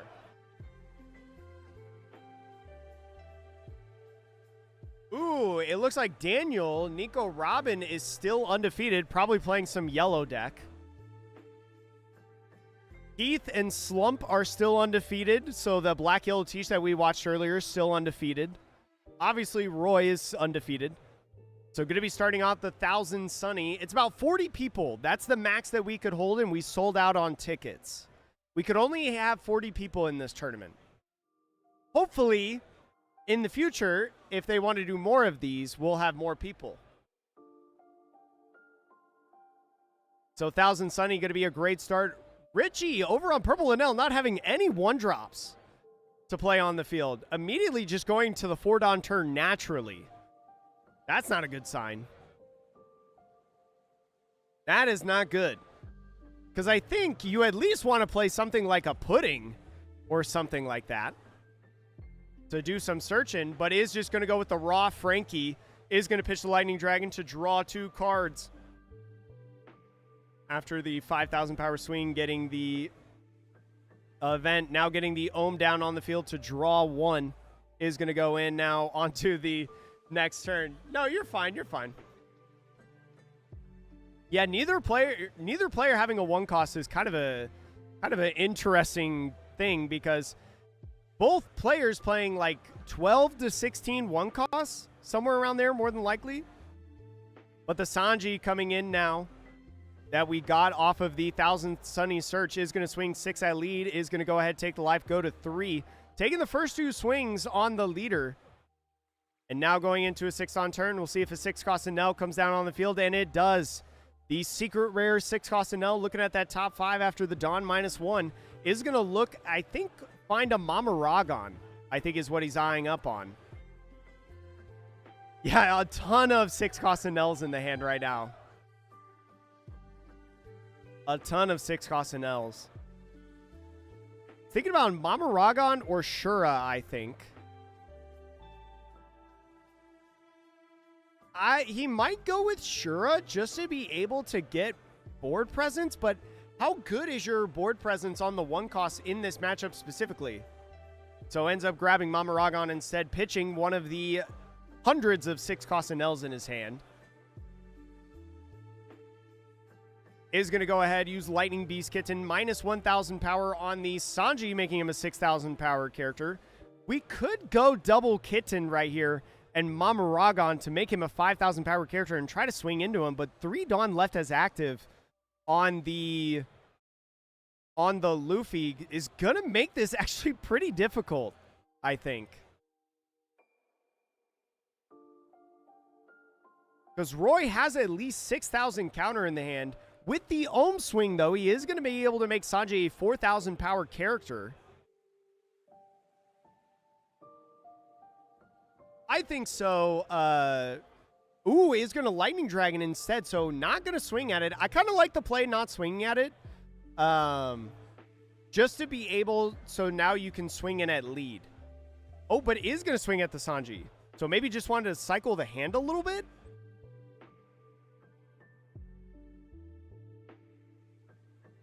But is attaching all this Dawn in a bag of chips. We'll see what he decides to do. This should be a 6000 power swing to a 4000 power character. We could just do 2 Dawn. There's another 6000 swing potentially incoming off of the leader. So it'll be curious how Roy reacts to this. But I think Lego Face, go to eggmanevents.com, grab a deck list, paste it into Sim, and play it. Learn how the deck functions. You're not going to win every game right away, even though it might be the championship deck from a major tournament. But it'll at least give you a feeling of it, and you don't have to do the actual deck building yourself. Yeah, it could be a 6. It could be a 6-round tournament today, chat, because we have 10 undefeateds heading into this round. And so I agree with you, Fancy Munchlax. I think we should save this Sanji. We need the pressure. We need swings, right? So if you've got a 1K that you can get rid of, that would be ideal. Is going to go ahead, tap the 2 Dawn. We'll see if he gives up. Or wait, 2 Dawn, yeah. Because it was a 6000 power swing to a 4000 power character. Now going to a 3000 power character is now 5 at 3. So 5 at 3, if he's got leader effect and a 1K, gets rid of the Brook, he does get out of that attack. Now he's got to decide if he wants to swing Frankie. So is going to swing Frankie at it, is just going to get the knockout. It is a lot to commit for that, but I think it's worth it. Go ahead, draw 1 card off the Shura, pass off the turn.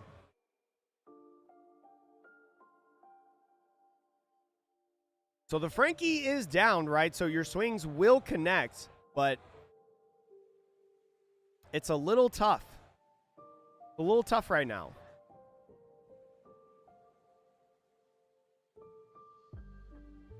Still sitting at 4 life, though. You got plenty of life to take advantage of. Got some freezing effects that you can maybe utilize when this Enel turns sideways. Try to buy some time. Looks like we have secret rare Luffy in the hand, and we are going to play it down onto the field, restanding 4 Dawn. Can't play a Sanji on this turn, but I think that's more than okay right now. Enel did have to commit a lot of resources into that attack, right? Use 3 Lightning Beast Kittens, a Mamaragon, and a Lightning Dragon. So clearing that Ohm off of the field right now is going to go ahead, play the Usopp down, and pass off the turn. Restanding 2 Don with Usopp has 3 as active going into Richie's next turn. So the thing about Richie now, does have to use leader effect if he wants to play another 6 cost Enel on the field, right? Because he Don minus so much. Is only at 5 Don. Does have a Senior Pink in hand, so can get one of those events back if he wants to. You could get back Mama Ragon and maybe like try to swing at the Usopp. Especially because your Enel swing at the Usopp is more than likely going to get rid of it. And is going to go Senior Pink. Senior Pink is going to go ahead, grab that Mama Ragon like we talked about just now. Still 1 Don up because of the Senior Pink restanding 1 Don as active. Richie just kind of skipping a step there. And it looks like Roy does have Charleston in his hand. So he's got a lot of counter. Now leader effect coming in, not attaching any of the Dawn. Is going to Gamma Knife. So Gamma Knife, the Luffy, I think it is maybe going to Mama Ragon and try to swing at this Luffy. The Luffy is double attack. So it is kind of threatening. You don't want to take too many double attacks to the face. But it looks like he's going to L Thor instead. L Thor going to KO the Luffy, give the power over to the Enel. Now sitting... How much is Enel? It's 11,000 power right now. Because it becomes a 10, right? Yeah. I feel like it's been a while since I've watched an Enel game.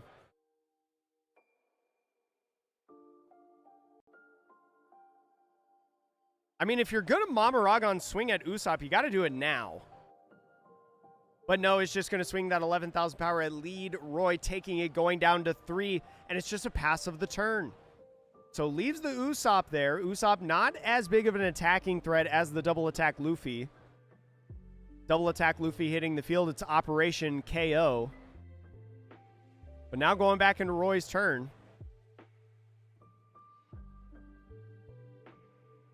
Does have an opportunity to play a couple characters down on the field. We see the Sanji in hand. That'll restand 2 Don to maybe play another character. Got 7 cost Zoro as well, although... How much does 7 cost Zoro help you? I mean, it makes your leader 7, which is really nice. Yeah, Laboon probably pretty solid in this matchup to protect these bodies like this. Did not find it. I think Roy mulliganed at the game. So he is going to go with the Zoro. Zoro restanding the 2 Don. Now Thuz and Sunny attaching onto lead. If he's at 9 Dawn, he should be able to still play the 7 cost Zoro, and he does. So 7 cost Zoro. He will only have 2 Dawn as active at the end of the turn because he only has the Usopp to be able to use it. Now swinging over at lead is going to put the Dawn into hand and now restand the 2. This is the thing that you're saying in chat right now. The Usopp just gives a free 4K counter to Luffy. So not going for that in this last turn. We'll see. Richie does have a Bible in the hand. Probably sitting at 10 or 11 cards. I think double digits compared to Roy's 5-ish. But is going to go with another Senior Pink. Senior Pink might go ahead with Gamma Knife, right? Because we get to restand that 1 Dawn. And now go ahead, use it. Is going to minus the Zoro. So Zoro now a 4,000 power character. Is going to go with Mama Ragon to rest the Zoro. We're going to swing at the Zoro. Or at least Lightning Dragon it. So once again, ignoring the Usopp. We'll see if he gets punished for that. How many cards? Yes. Lots of cards. Now Senior Pink swings 6,000 power to 4. So it is going to have to be 2 Dawn to get out of it. Or maybe Dawn 1K. Either way, I think you're okay with that as the Enel right now. You still have leader effect that you can utilize to get power onto the Shura. You still have the big beat stick that is the secret rare Enel to be able to swing at. No freezing so far from Roy.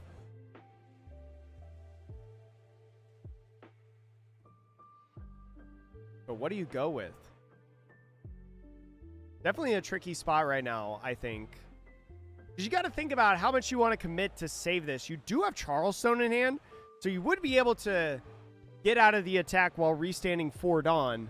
But I still think it leads to getting KO'd anyways with all the different swings that Richie has available to him, so doesn't want to commit any of those swings, or any of the Dawn to that.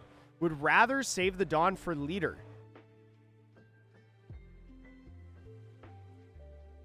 So letting that go, Richie now.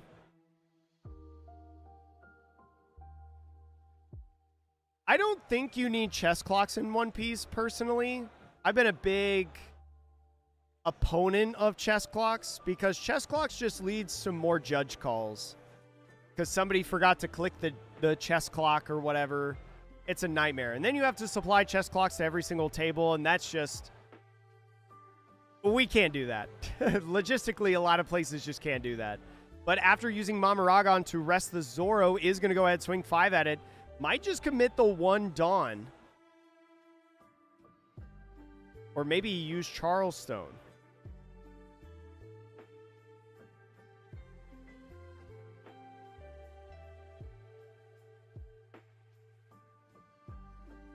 The rule on time. Our judge is sitting here watching the game. He'll be able to say if anybody's slow playing.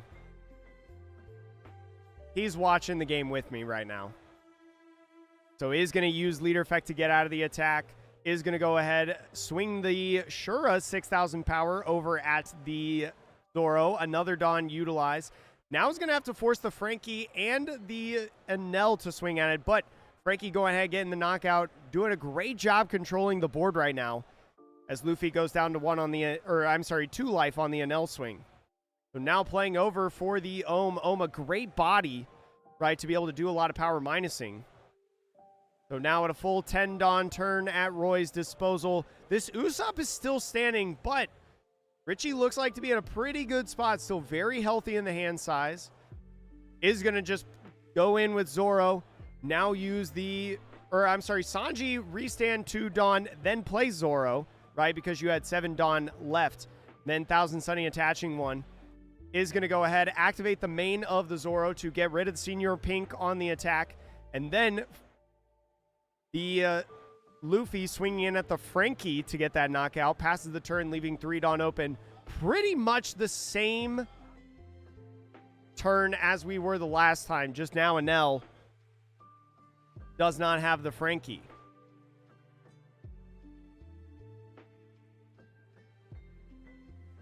And that's a pretty good turn for Roy. Double develop, especially becoming a 7K leader, is very good right now, I think. Now, is it going to be enough? That I'm not sure. But it's definitely a start of what you need to do as Roy to get yourself ahead in this game.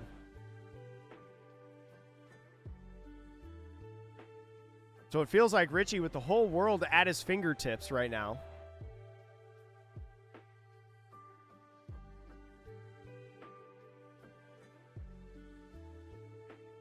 What do you do as Richie right now? I don't think you have an opportunity to... I think you do have Gamma Knife in hand because we Senior Pinked earlier.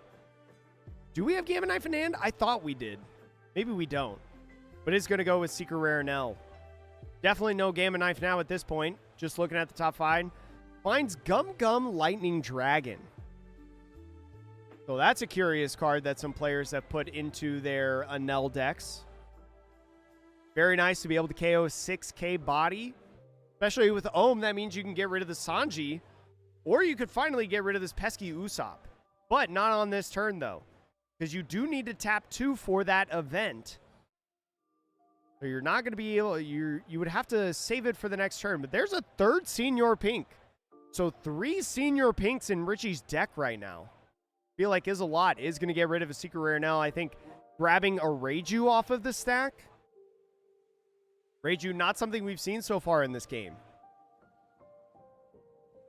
And so Vari is going to be able to boost up one of these characters with 2. It looks like he's going for the Secret Rare Enel to make it an 8 cost. That's going to be nice in case of an I Know You're Strong or potentially a Electrical Luna. But now the Mamaragon resting into the Usopp. Does Usopp finally go down at this point? 5,000 power going into the Usopp. Could just be 1 Dawn to utilize. I'd imagine that this Usopp not going to be lasting long in this game. Is going to go ahead and ask for it. Every time that Roy gets out of an attack, he's asking another swing to go in at the Usopp. And that's one less swing going to leader. Now leader effect being utilized is going to re-ramp the 4, leaving 1 as active. We'll see if he attaches somewhere. Could go to the Anel. That's a little crazy. Is it best to go to the Anel? Or would you want to go to the Senior Pink? I guess attaching the 1 Dawn to the Senior Pink going 7 at 5 is going to have to ask the 2 Dawn to get out of it. But I guess even if something like Charleston comes, right, the 3 Dawn is +6 to go to 11. That would be a lot. Actually, I do like attaching to the NL.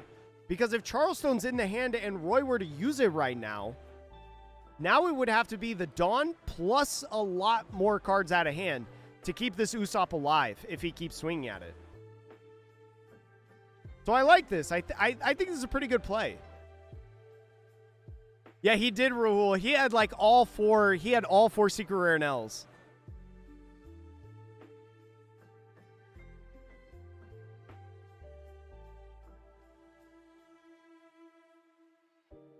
And plus, if you let this Usopp get knocked out now the Anel swings, what, 14,000 at lead? Is going to go with the Charleston pitching. What are you pitching here? There might be a reason to not pitch anything and not restand the Dawn, but is going to go with Dead Man's Game. I was going to say, because Anel swinging 14, I think you could argue not pitching a card in hand. So is going to minus the Zoro and now swing at the Zoro. So 14 to an 8,000 power character is going to be +6 and a 1 to get out of the attack, ignoring the Usopp. The Usopp is going to be stunned, but he still stays on the field, restanding the Dawn. And that pivot there worked out perfectly for Roy. That pivot worked out perfectly for him. And so playing down another 1,000 Sunny, maybe looking for either a Luffy or another Zoro. Finds an unblockable Sanji. Can't grab the electrical Luna in that stack. I think did find a 5-cost Sanji. Yeah, so might go ahead and play that down.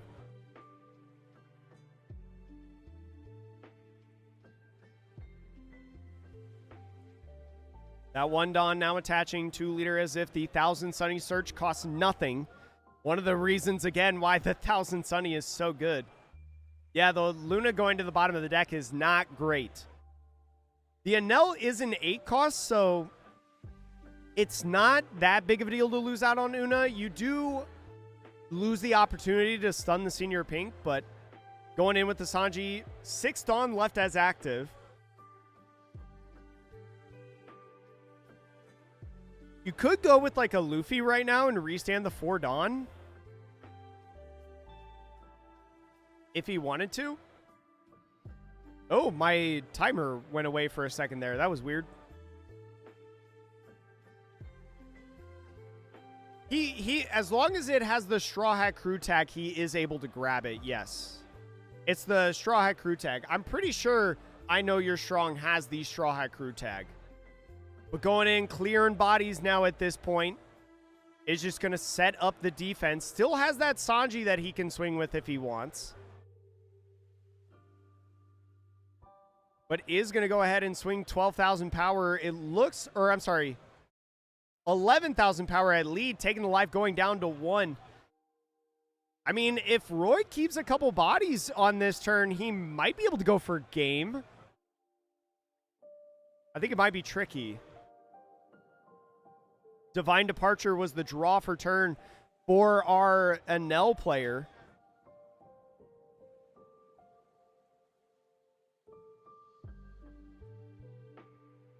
But we'll see if he's got anything to do here. Got about 9 minutes until the end of the round. A little under 9. Or at least until overtime starts. So still plenty of game left to play here. Still plenty of game. Yeah, he's got to get rid of the board right now. I think if you're... But you've committed so many resources to the board already so far. Like, it almost feels like you have to Divine Departure here. Right, Divine Departure might get rid of the Zoro. It probably will between your 3 swings. But how good does that feel? That does not feel good. It can't.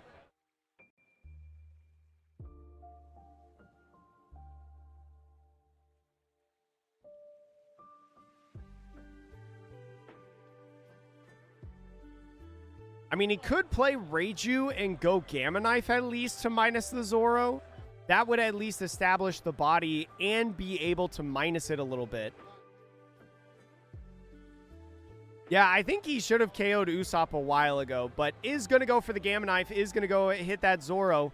And then now L Thor, or no, he's going to Gamma Knife the Sanji and then L Thor it. The power going onto the Enel. Richie's cooking right now. Using Gamma Knife to get rid of the active Sanji. Still has 4 Dawn available to him, so can play Reiju. It's wild that this Usopp has stayed on the field the whole game.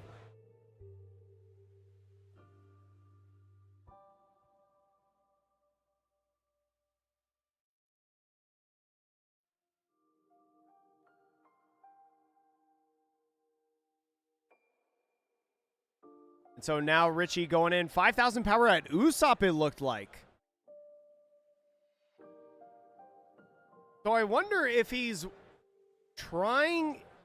I wonder if he's trying to get him to use up all his Dawn so then he can blast some of these characters. Right, with like his 2 different Enels. You have one Enel that's 11. You have one that's 10. I don't know if you could get around the Usopp. But this swing, I mean, just could be 1 Dawn from the Usopp here. Or to save the Usopp, I should say. Wouldn't have to give up anything in hand.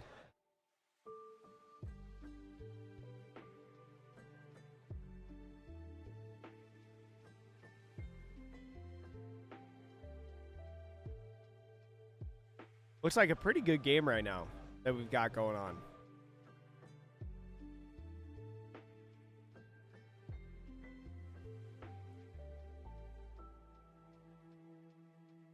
Roy only has 1 card in hand right now. Roy only with 1 card in hand has to think between giving up the card or giving up the Dawn or letting the knockout happen.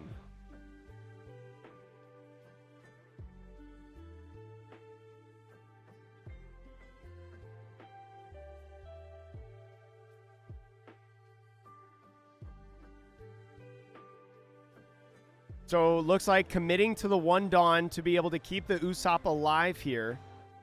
So now back to Richie. Just going to swing 11 at the 5. So is going to claim that knockout right there. Still has 4 Dawn left. I think you could play Reiju here. You could like Reiju. You could leader effect. Right? Maybe play like a 1-drop like Ohm or Satori right now. So Reiju coming down on the field for just 4. Reiju definitely a 9-cost 7,000 power blocker.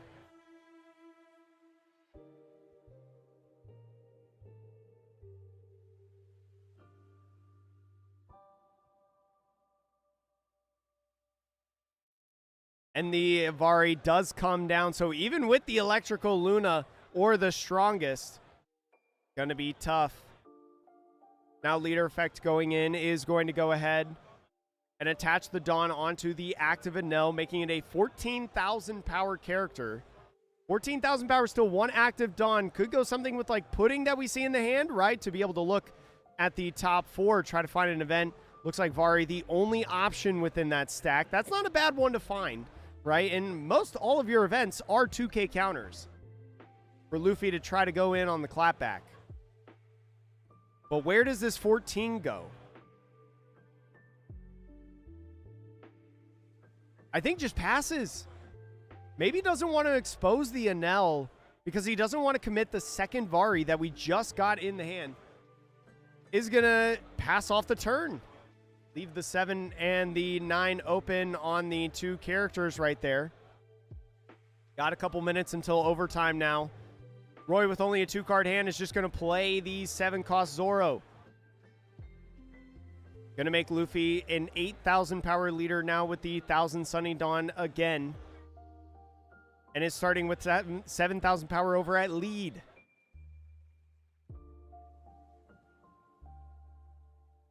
So 7,000 power now at lead. Richie's going to have to give 2 cards and does an event and a Ohm. I think that's El Thorin, though, an Ohm to make 8. Now the Luffy, 8,000 power over at lead. Is going to go ahead, take the life. The Zoro is going to swing 9,000 power. A lot of cards in hand, so smart to not commit all the Dawn, in my opinion. But becoming a 7,000 power leader on this turn is very good for Roy. Only a Charleston in Roy's hand. Can't even use it. I mean, I guess could for just +4, but... is going to go ahead block. I think the block's kind of a big deal, restanding 1 Dawn, right? Because if Richie doesn't play another blocker, that could be pretty solid for him. And I don't think has another Reiju in the hand. But is going to Ohm to draw 1 card starting out right here. And now Pudding, just looking for an event. There's Gamma Knife and immediately grabs it. Didn't even see what the other one was because the alternate art of Mamaragon and El Thor looks so identical. I think it was Mamaragon. But yeah, I think Red Green Luffy can get there if he just gets out of this turn and there's no blockers played. Because you just need to hit 1 time. Is going to go with a Gamma Knife to be able to minus the active Zoro to make it a 4,000 power character.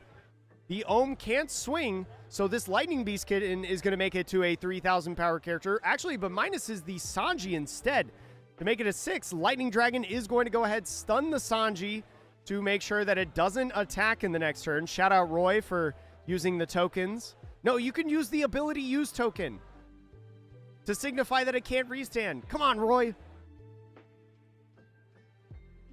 2 Dawn left. Player's about to hit overtime here in the next probably about like 30 seconds. My timer might be a little bit off, but here soon.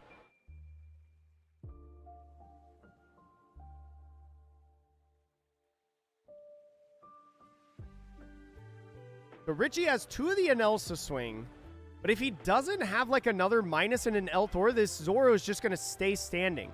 But he's going to swing 11,000 power at the 9,000 power Zoro. So 2 Dawn taps is just going to be able to get out of the attack. And so El Thor now, or I'm sorry, Mamaragon, I'm sorry. They look so similar. Is going to rest the Zoro at least.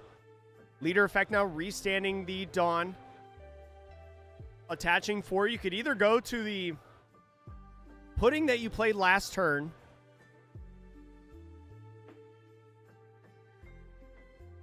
They are in overtime right now.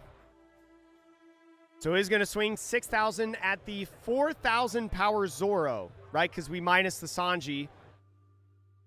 So it should just be 4. Is going to let that knockout happen. Now with the 11,000 power swing over at the Zoro is still able to restand. He's just going to take it. He's going to take that life, put it in the hand. And I think Richie just concedes. Yeah, because he can't deal with the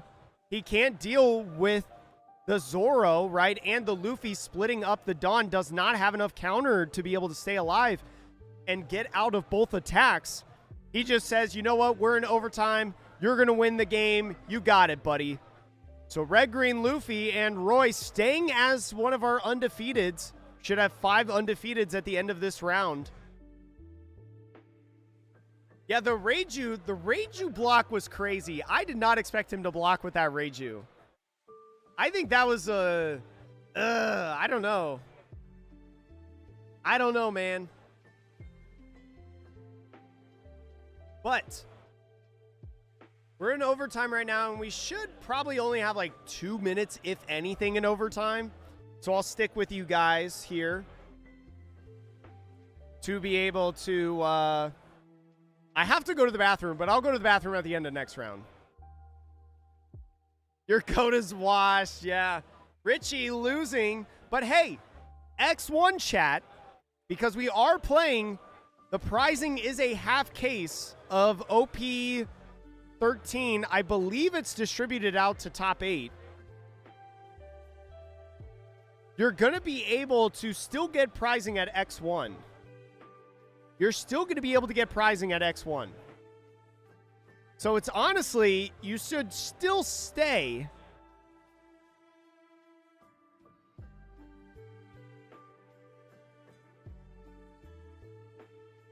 So it's pretty solid spot. You can't be too mad about losing at that point.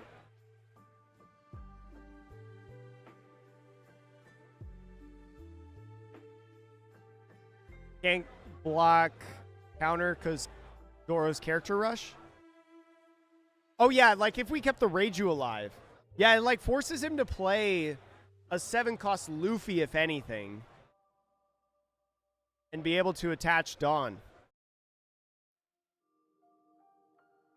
All right.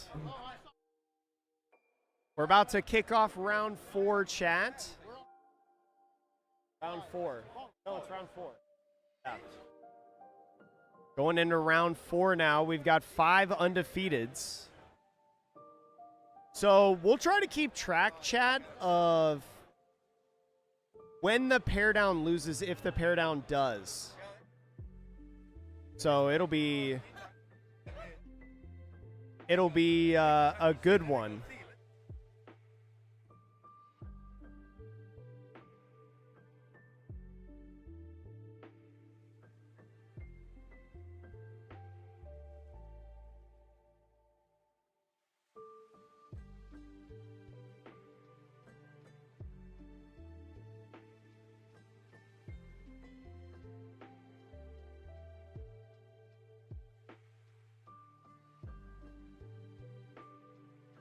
Alrighty.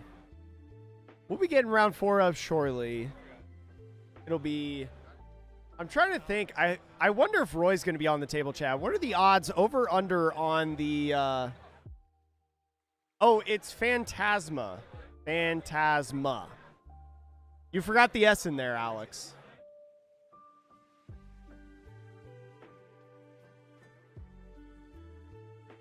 And so moving in through this... Who's the...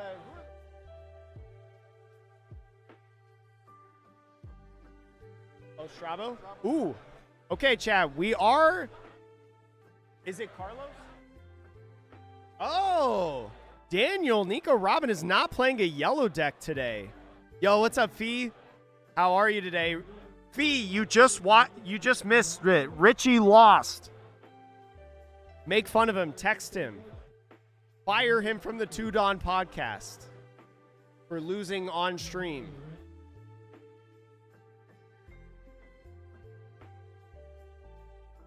Richie would lose. He's playing purple Enel today, and he played against a red-green Luffy. He left, if you have any tips for him, he left Usopp on the field way too long. Way too long. But I just heard from our judge chat, Ruben is going to manipulate what our stream table is. It's going to be Strabo, because there is a Strabo that's currently undefeated right now. And probably not playing a red-green Luffy. Probably not playing a red-green Luffy.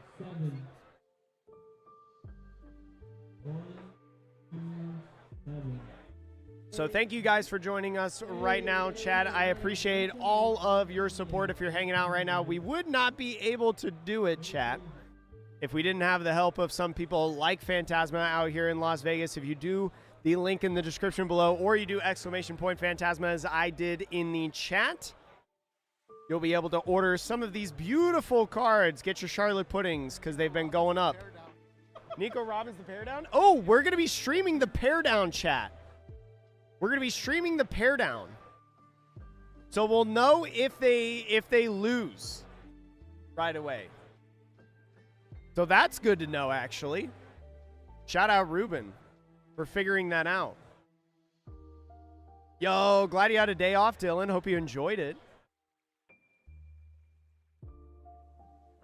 Yeah, Ruben, my goat.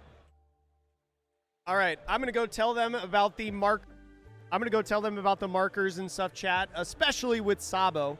So I'll be right back.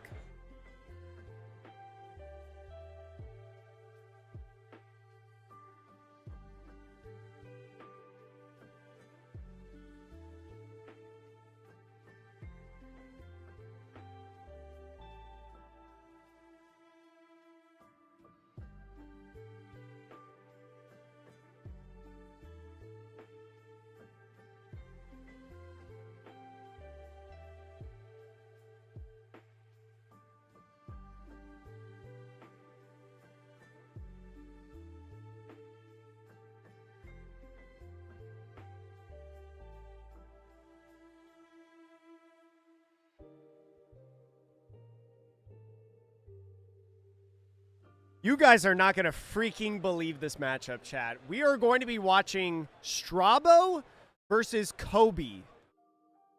Kobe is currently X-1 right now, fighting for top 8 to get some prizing out of this tournament. He's cooking today.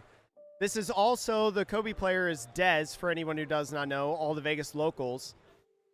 Dez is he's like the only Kobe player in Vegas. He is the Kobe player in Vegas. So I'm excited. I have no idea how this matchup goes, so don't ask. But we'll figure it out together. Yo, Navi, what's good? Thanks for coming in the test stream, Navi, by the way, that we had. But yeah, I have no idea if Sabo or Kobe is going to win. It'll all depend on how well Dez and Kobe is able to control the board, right? Because Strabo will flood the board very well, right? Strabo will be able to flood the board very easily. So if Dez on Kobe can get rid of that board, Strabo doesn't draw a lot of cards. So if we can remove the board, we can take control of the game. Shout out Danny for using my TC Evolution token to signify that his leader is minus 1,000 power. Who's the pair down, though? It's this game. This is the pair down. Dez is the X1 player, and Strabo, Danny, is the undefeated player right now. So it looks like Strabo, one die roll there. I think rolled an 8. And so here we go. All right, looks like timer has gone for the round. Round 4, chat. Thank you so much for joining me in this match. Looks like Dez has got some searching with the Kujaku and whatnot. But Danny immediately mulligans. He immediately mulliganed. Dez is going to keep the hand.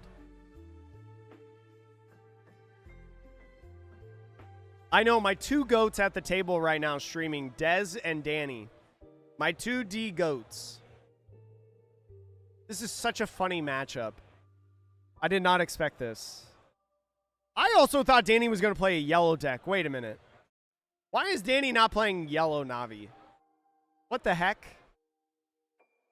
But I'm glad he's not betraying his friends. So it looks like Dez had a Hibari in hand. Looks like had 2K Helmeppo. So it looked like a pretty solid hand for Dez, especially on the keep. Danny keeping a random 5 and putting out the 5 life. All right, chat, here we go. Put your predictions in the chat. Who do you think's going to win? And it looks like Danny's going first, actually. So going to be using the Bonnie, going to look for a Straw Hat Crew kind of card. And is going to find the 1-drop Searcher Nami, rocking the Anniversary Nami with the non-anniversary leader. Looks like Dez going to be starting with a Kujaku. Kujaku going in, going to be looking for, is it Navy or Sword? I always forget, actually. Kujaku looking for a Navy type card. Is going to find that EBO4 Kobe. That's going to be a great card to utilize, right? Some extra card draw when characters are knocked out, especially when that Hibari is going to be able to give him the ability to attack active characters. The Anniversary Nami coming in, looking at the top 5 for a Straw Hat Crew kind of card. Finds Bad Manners Kick Course, setting himself up to be able to utilize the OP12 Luffy in the next turn. So putting that in the hand, 2 Dawn left, is going to go ahead, tap 1, maybe for another Searcher. Is going to go for the Trafalgar Lost Searcher event. This is an event that I like playing. Is going to find the Sanji from the new starter decks. Just looking at the top 4, I believe. Or maybe top 5. One of those two. And now swinging 5,000 power at lead. Sabo, a 4,000 power leader when you're at 4 life or more.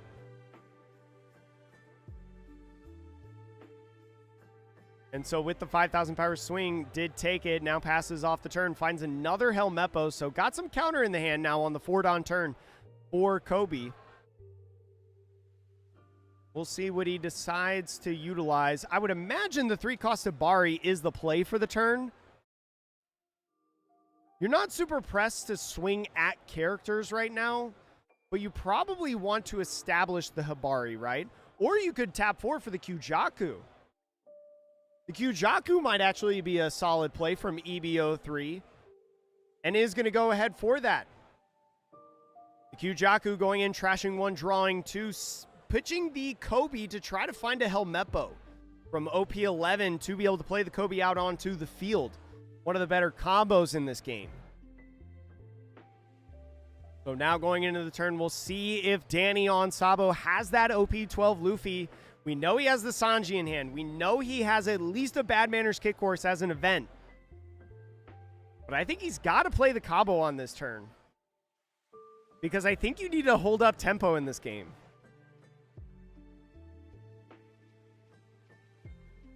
The good news is we might have a fast game, though, so I can go to the bathroom after this game. But 5 Dawn left available to him. Still sitting at 5 life. Dez not opting to swing with his leader over at the Sabo to put him down to 4. Going for a starve method in this matchup. Especially because, like I mentioned, Strabo does not draw a lot of cards. But is just going for the Sanji. Sanji going to draw a card. We'll see what 5 cost he plays. It's going to be Brook. So this is not an ideal start for Danny. Right? Did not get the explosive turn that he was looking for. Countering out of that swing with just a 2K because it was only a 6K swing. Rocking with some crazy Dawn. I see an Ultra Ball in the Dawn set for Dez here. I saw Kirby cards. I saw the Ultra Ball and getting in with the Hibari. Now giving the ability for a character to attack actives. Is going to either choose the leader or the character. It looks like swinging in, choosing the Hibari herself to attack the Sanji, and then on the when attacking, allowing Kyujaku to swing, is going to play another Hibari down onto the field, and is just going to go in, once again, electing and clear the entire board right now. Dez is looking to make this a 5-round tournament. Dez is looking pretty good to make this a 5-round tournament, chat. I think he's, woo! He's cooking right now. 2 Hibaris plus a Kyujaku. And remember, with Kobe's leader effect, all your sword characters can attack characters on the turn that they are played.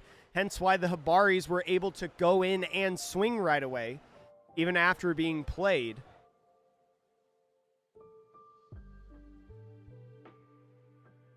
Cobros rise up. Dez is really showcasing the deck, though, right now. Although Danny did miss the ideal Sanji turn, is just going to play another Sanji, see if he finds anything, and plays another Brook. This is going from bad to worse for Danny right now. This is going from bad to worse. Double Sanji Brook is not ideally what you're looking for. Oh, brother.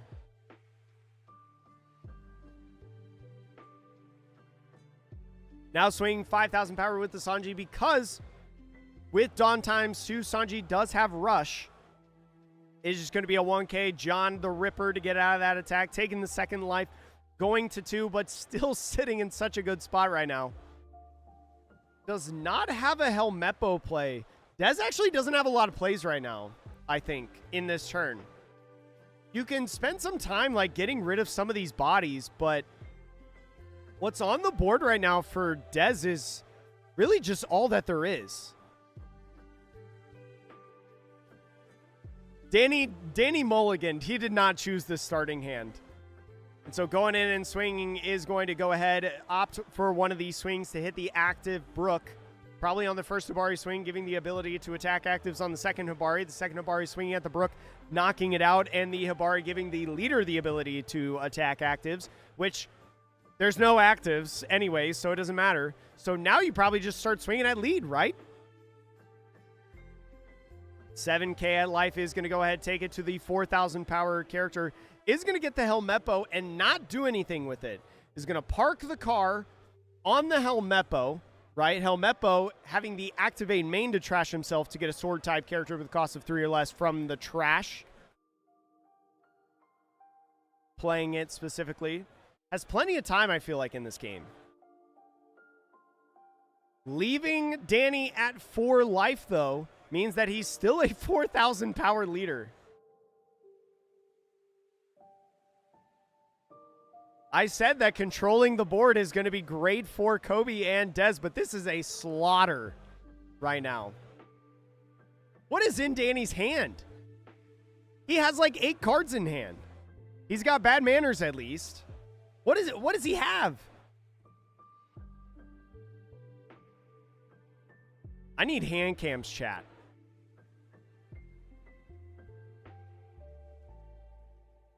Yeah, Dez now regretting the Kobe pitch on the Kyujaku. But I think that's a fine gamble to make, to be honest. I don't think that was a bad play, per se.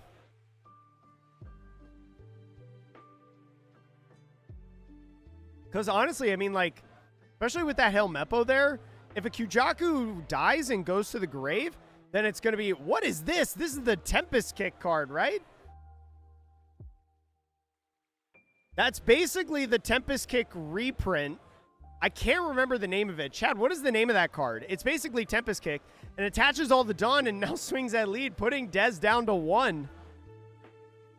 Dez finally finds a Helmeppo. Oh, it's Finger Pistol. Yeah, Finger Pistol Yellow Lotus. I knew it had a color somewhere in the name. KOing a 5 cost or less. Dez just putting back the cards from his deck, using leader effect to keep the body on the field, to have all 5 on the field right there. So not looking good. 5,000 power going in at lead. Finally, a 5,000 power leader now. Got to remove the token, but he does know that it's 5,000 because he 1K'd out of that 5K swing. Now going 7 here. Maybe not going 7. Yeah, I think 7's fine because you're just going to play Helmeppo, right? I think that's okay. Is going to take the life. Potential trigger. What's the trigger going to be? If it's another Finger Pistol Yellow Lotus, he would be able to try to KO another 5 cost, and Kobe wouldn't be able to protect it. Because there's no cards in trash for the Kobe. Is going to be Bad Manners Kick Course. Bad Manners Kick Course is going to minus power over on the Kyujaku by 3,000. With no cards in the trash, you actually can't play Helmeppo right now. I mean, you can, but you wouldn't do anything. Unless you Helmeppo. No, doesn't want to play Helmeppo. Because you don't have anything in trash. Now using Kyujaku, playing down the Helmeppo, is going to draw a card and play Kyujaku over the Helmeppo to get another search. Is going to find a Kobe, but no, goes for Arumaki. Yeah, it's got to put it at the bottom of the deck. Good job, Dez. Don't throw. Don't throw now when the win is so close. There's a manga Kobe in the hand, Chad. Dez just got it like that and passes off the turn. Does not want to expose this Kyujaku, right? Especially with the minus 3,000 power Kyujaku. Only a 3,000 power character can't really swing with it. Now goes into Danny's turn. Is Danny finally going to do something productive in this game? Still 18 minutes left. Is there any way for Danny to claw back into this game right now?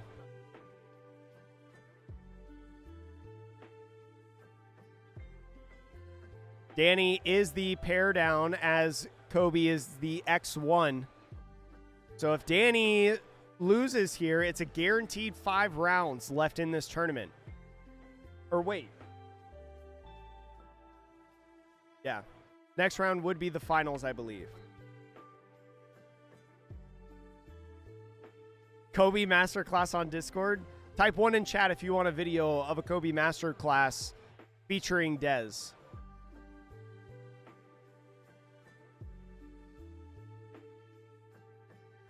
He is the Kobe Masterclass. He's the guy that's put the most work into Kobe. Sorry, Jamba, but he is the Kobe of Las Vegas. Think about tapping 8 Dawn. Just attaching 8 Dawn. Swing 13 at lead. He's going to force Dez and say, okay, if you don't win in this next turn, I'm just going to swing in at lead and just win this way.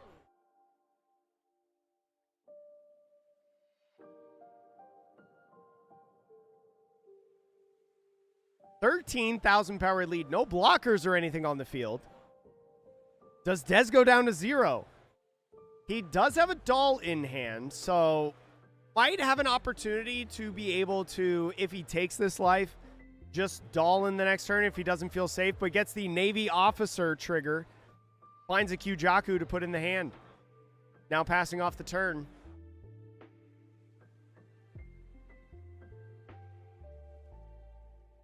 We'll see. It's got 0 life now. There are potential opportunities for either getting around blockers or unblockable, I think. But Dez could just win right here. There's a big hand size and 2 Dawn left open for Danny on the Sabo. Roger could be a thing. Yeah, Roger, 10 cost Roger could be a thing if we play the doll down. And you still have to get out of 13,000 power swing. So is going to 2K, 1K out of that attack to get out of the Helmeppo swing. Now 5,000 power lead is going to 1K out of it. He's guarding all of these life right now. Is going to 2K out of it. Now attaching 1 swing, 7,000 power with the Kyujaku. We do know that Bad Manners Kick Horse is in the hand because we searched it at the very beginning of the game. So we could use it, but we're going to take it. You could take these 2 swings and just try to find Roger. Out of the 5 Kobe players, Dez is top 2.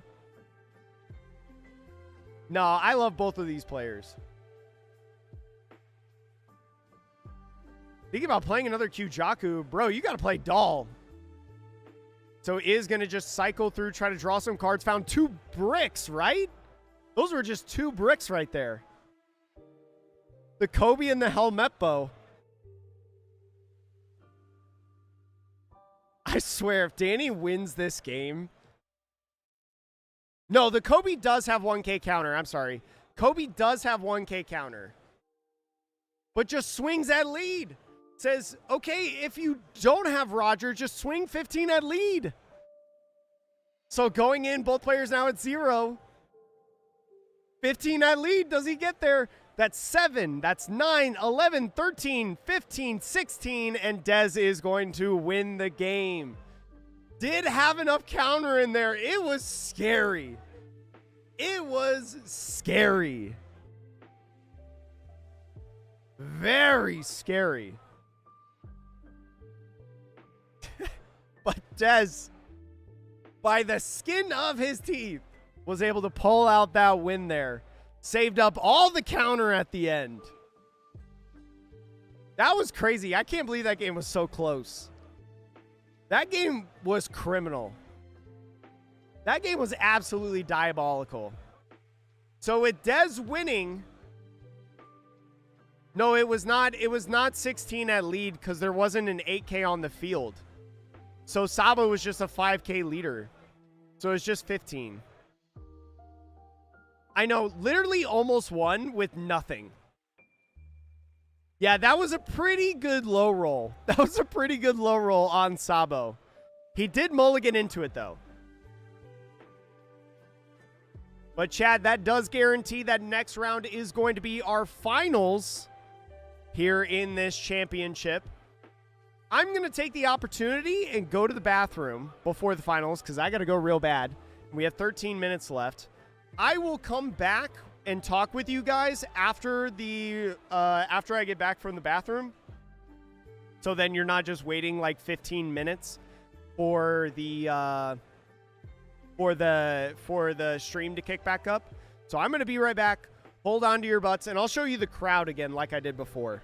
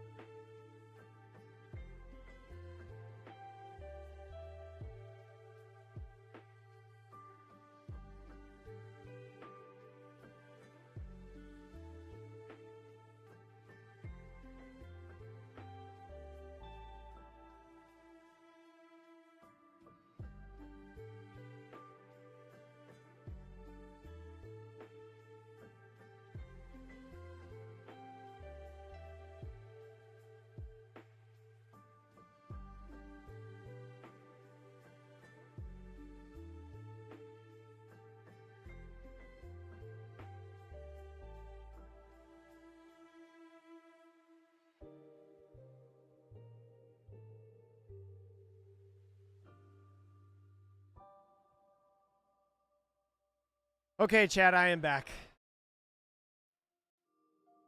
I am back, chat. It was crazy. So, I talked to Danny a little bit after that game, after the generational, like, low roll. But he said, like, the mulligan hand was pretty good. Like, he had the searchers to be going in the search. He had the 2 Sanjis, and he just couldn't find the other pieces. Let's see. I'll see if anybody's reported for the finals. We should have 2 undefeated players. Next round should be our finals.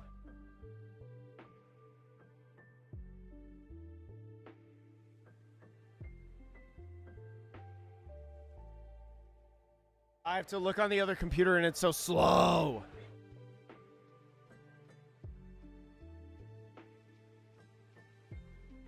So our finals is going to be Teach. And I don't know what Miguel is playing. But it looks like Teach is in our finals. It's Miguel versus Sloth. I don't know what Miguel's playing. I don't know if we've watched him today. But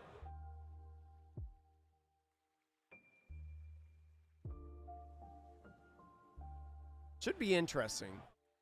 Teach winning this would be pretty interesting, I think, as well.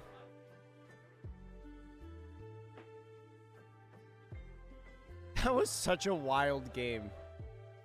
I can't believe that was our pair down game. Yowza. I would like to see... One of the things that I do hope to see, though, sometime, is I hope to see that matchup without... Or like where Strabo gets the actual game plan going. Probably on Mihawk. Ooh, so Mihawk and Mihawk Teach. That'd be interesting. I wouldn't mind that. Sloth is also the Mihawk player that we watched in the first round of the tournament. The first round of the tournament that beat the red-green Luffy. So we got about like 5 minutes to overtime, chat. Still plenty of time in this game. Shout out to Carlos. I let him borrow some cards for today's tournament. And he got me some gancitos. Chocolatey. And they're pretty good. Because guess who didn't have dinner yet today? I have not had dinner. I had lunch, but I am starving for dinner. I might grab something on the way home. Because I don't think my girlfriend has her sister in town this weekend, but they're at a concert right now. But I think I gotta fend for myself. Miguel and Sloth.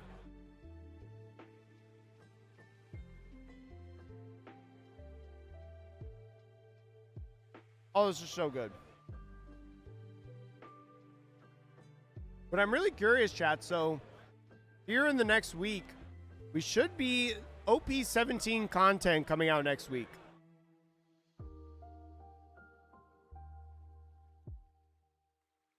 We should be OP17 content next week. I might try to record it tomorrow. I got to record my OP17 set list review because the full set list is officially out.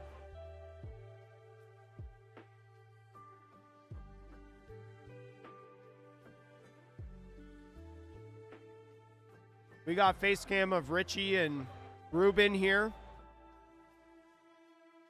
Richie is our purple and L player that we watched earlier.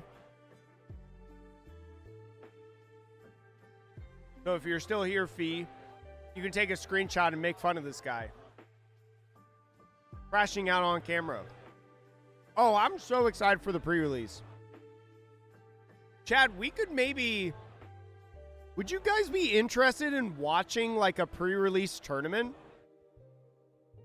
Because I think by the time that the OP17 pre-release happens, we have the stuff set up at the shop to start streaming store tournaments.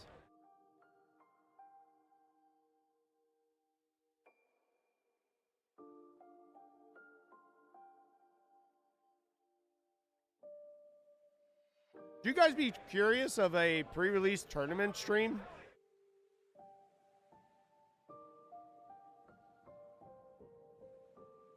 Or maybe I'll just sit at the table and it'll just be my games that you're watching.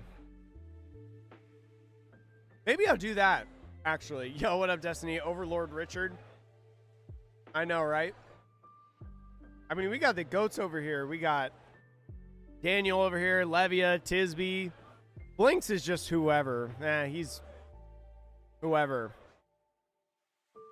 He's gonna do something dumb. If he does something dumb, I'm gonna yell at him. But oh, fight on stream.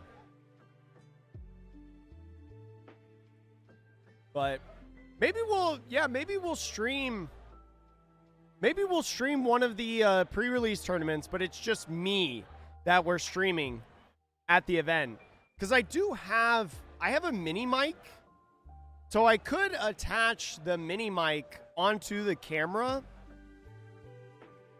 to get audio at the table, and then I can like pull up chat on like my phone or something like that to be able to see you guys. And then we can talk about like the openings. We can just play like that would actually be interesting. Wait, maybe we'll do that at the pre-release. That might be good.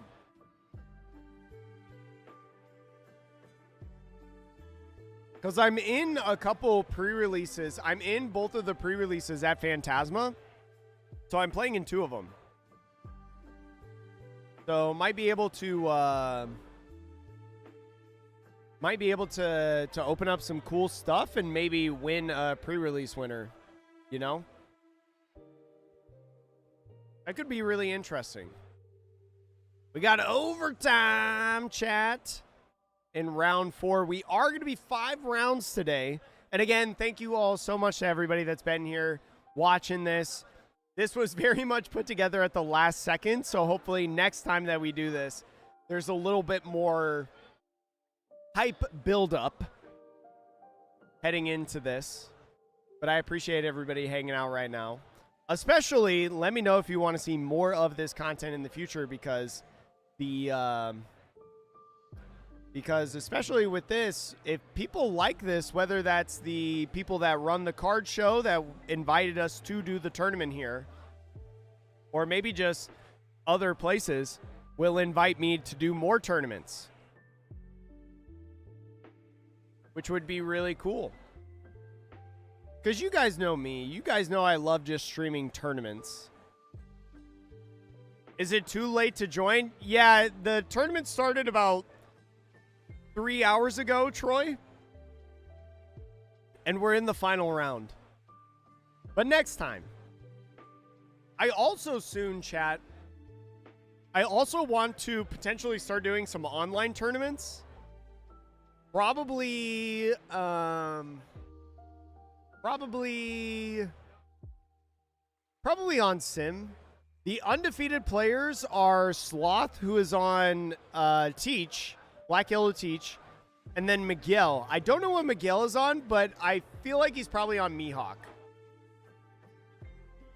So more than likely, Teach versus Mihawk in the finals, which is kind of nice because that's a matchup that we haven't seen yet. And it's not Red Green Luffy, shockingly enough.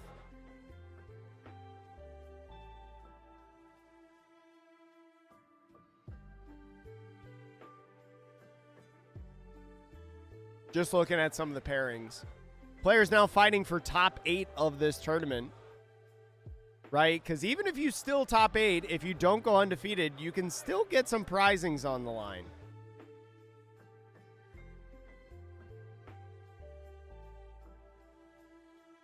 You can still get some good prizings on the line. Because honestly, like if you maybe like bottom end of the top 8,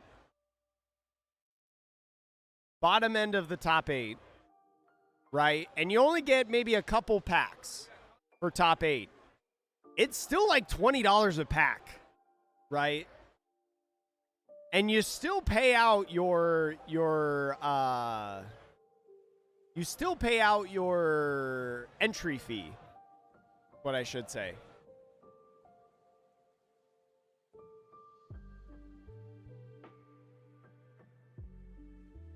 Overtime should be ending any time now. Should be ending just about any time. Anytime. I really want to try, chat, in OP17. I really want to try Kaido. Kaido, I feel like, and it's honestly because I've watched, like, the most of Kaido. But Kaido feels like a really interesting deck to me.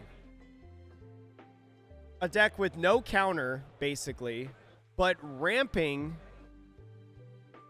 so fast, getting that 10 cost on the field to make everything have counter. And then you've got healing options with the 10 cost Lin or the lead performers. You can negate and KO things with the 10 cost. That blocker that restands Dawn and re-ramps, so good. We're going into the final round. It should be paired any second now. About to pair. We got like a minute left of overtime. Yeah, we got a minute or two left of overtime. So we still got like 1 or 2 tables playing. So I don't think you have to find King on 6th Dawn, because there's those events that you can utilize to ramp WD.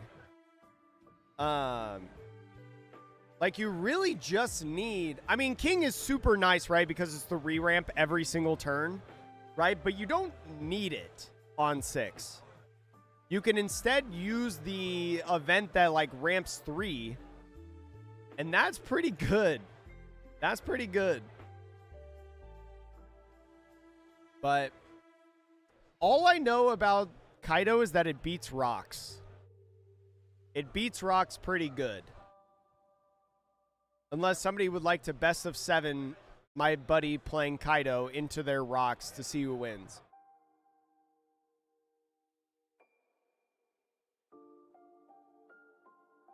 What's Miguel playing? Okay, but what is he playing? Oh, he's playing Red Green? Somebody said he might be playing Mihawk. I don't know. I mean, Sloth is playing T. All right, end those tables. Overtime's over. Oh. All right, we're about to pair the final round, chat. It is. We have 2 undefeateds. 2 undefeateds left.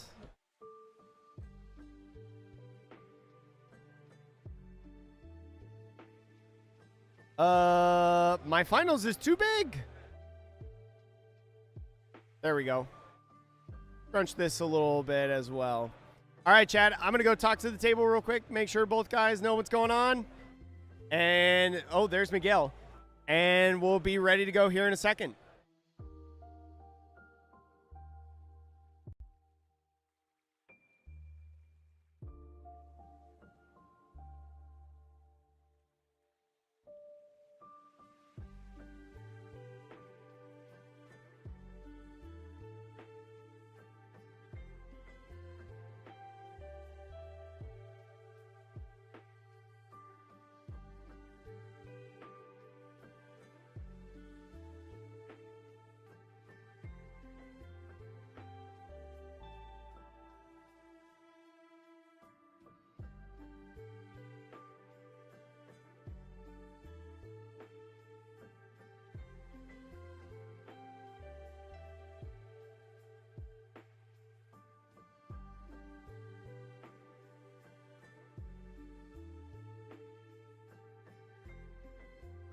Okay, Jake, who's judging? It is Ruben, because you didn't answer the phone and you didn't judge. So it's going to be Mihawk versus Teach, chat. Mihawk versus Teach. A matchup as old as time in this meta. Right? Traditionally favored for Mihawk. But who knows with Teach? You'd imagine that Sloth over here playing Teach had beaten at least one Mihawk in this tournament. right? We know he beat a Red Green Luffy. We don't know much after that. But you gotta imagine that he faced at least one Mihawk, because I think Mihawk was the most prevalent deck in the room.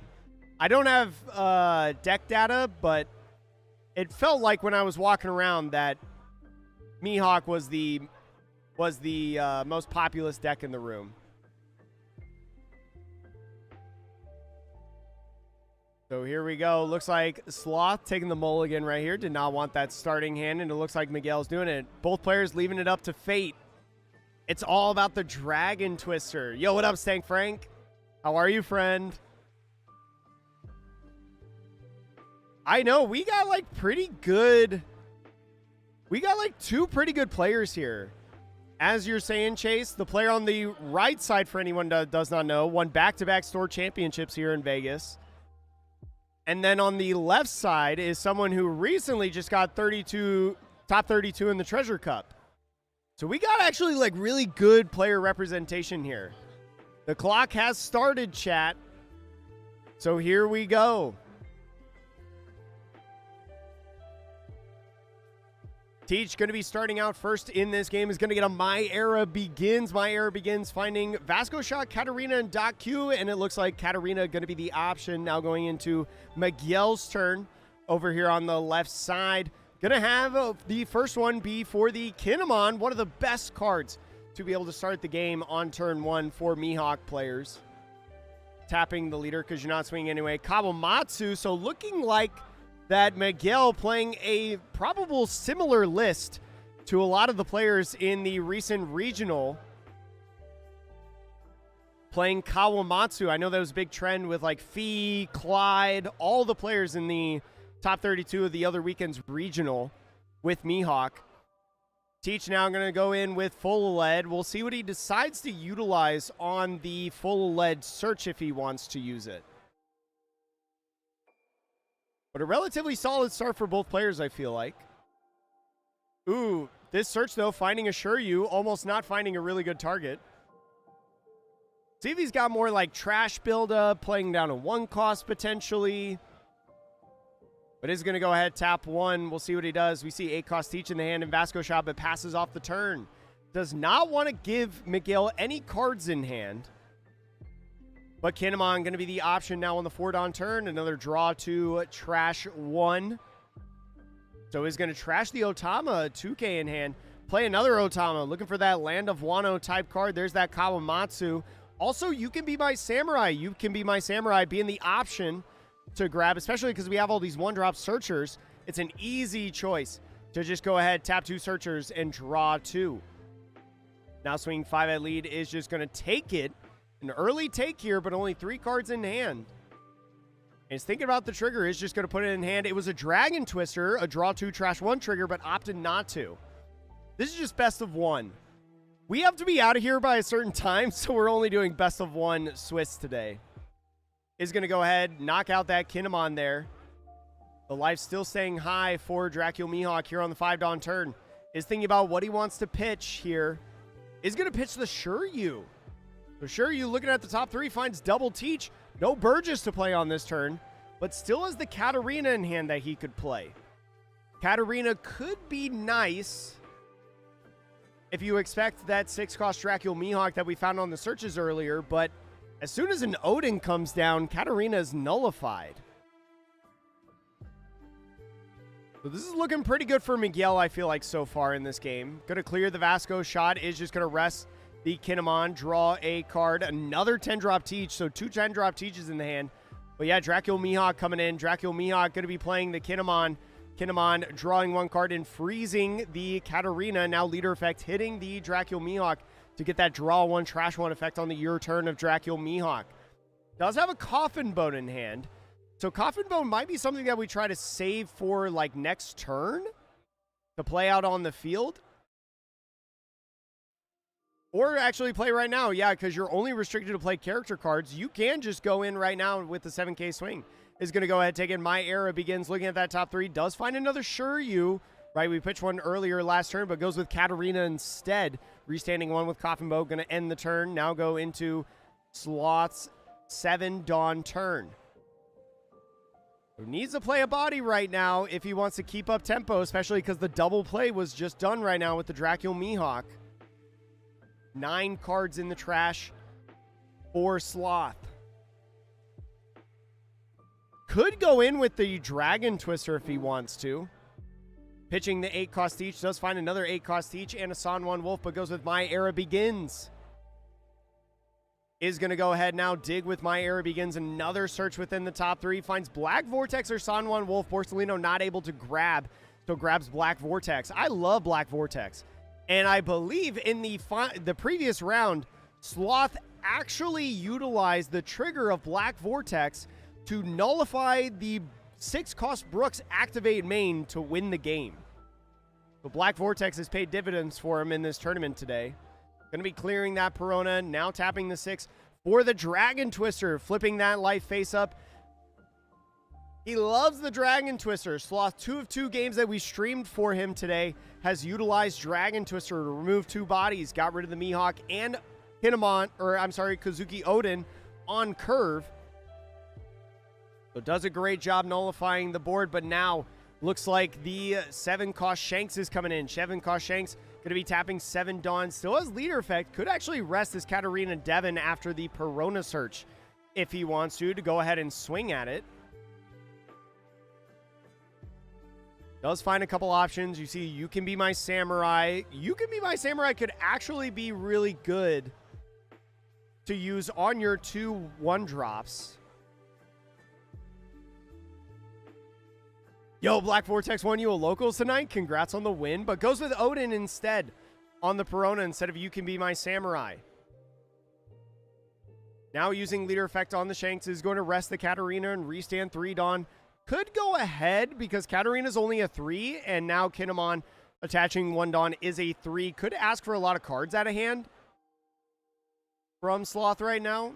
Does have the leader effect to redirect, but to be able to counter out of this and then redirect, that would be a couple cards.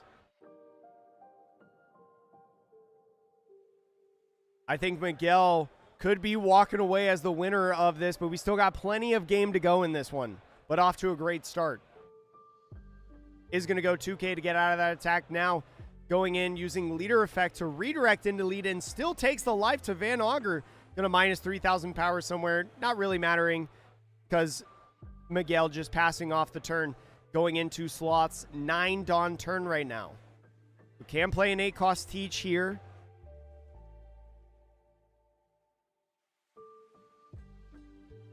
Does now have a Shuryu to be able to utilize. Also the My Era Begins, but what does My Era Begins get you that you want if you utilize it? Is it just more valuable to swing 6?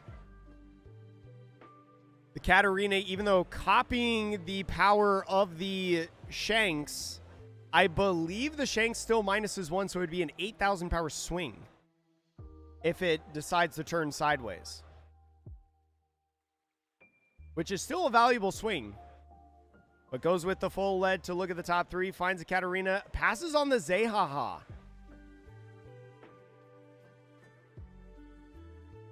Miguel still plenty of cards in hand right now. Sitting like 7 cards in hand, I think. 7 or 8.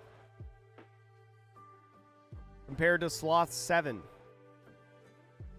But is going to go with the My Era Begins. Finds full lead or Burgess. Ends up grabbing Burgess. There's no way we play Burgess on this turn, right?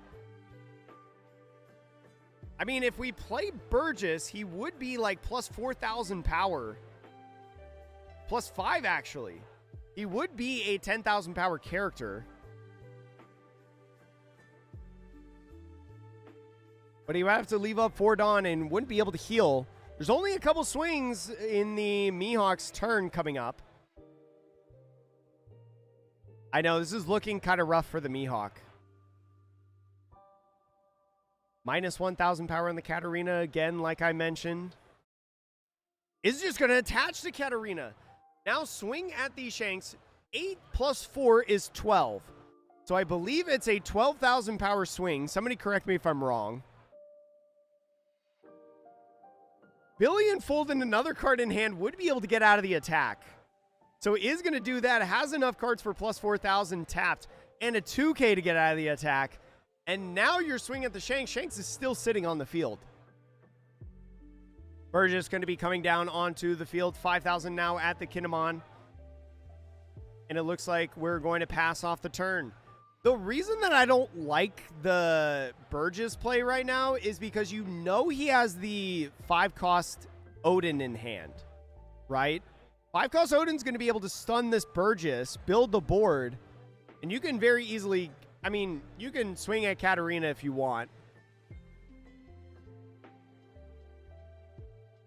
I don't know if I like swinging at the, I don't know if I like playing the Burgess, especially because we have a, I wouldn't mind honestly a Mihawk Odin play right now.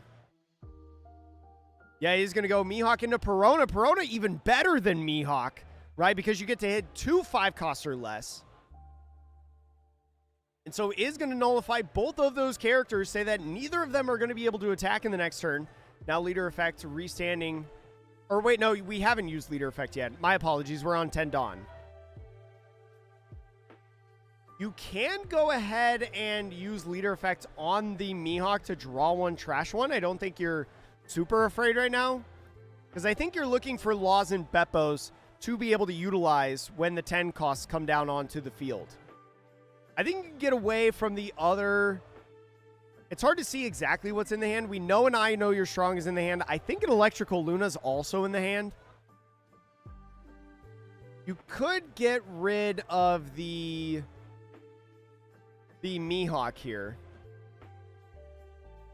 You should visit Atlanta in October to visit the in-house Halloween event, like a tournament. Hey, Captain Lex, if somebody invites me and helps me pay for the flight, and you know, like I get a place to stay out there, I'm down.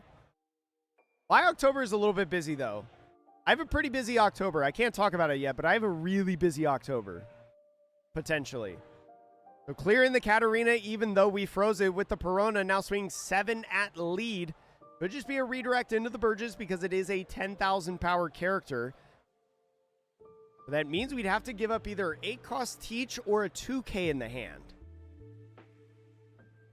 But is going to take it, go down to 0. Just a Burgess, no trigger, and now the 11,000 power swing. This is definitely going to be a redirect, right? Is going to be leader effect to go into the Burgess. Burgess now with that counter is going to be plus 6,000 power at this point. So an 11,000 power character, but at what cost? Burgess can't swing if you play a 10 drop. You still have a Perona and a Teach or a Mihawk coming at you. Oh, Koi plays in them. Koi Lectables? That could be fun.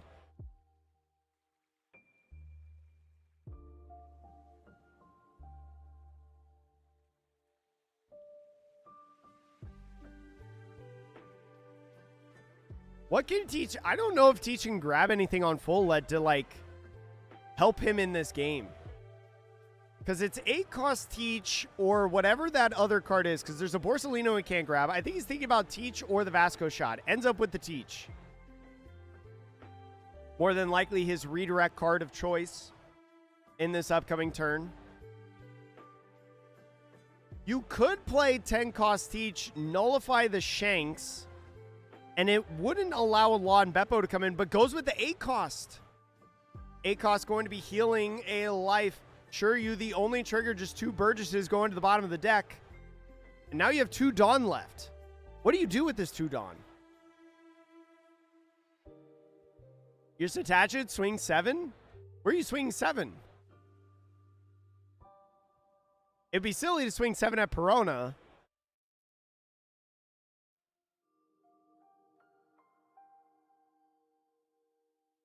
What would the Halloween tournament be, Chase?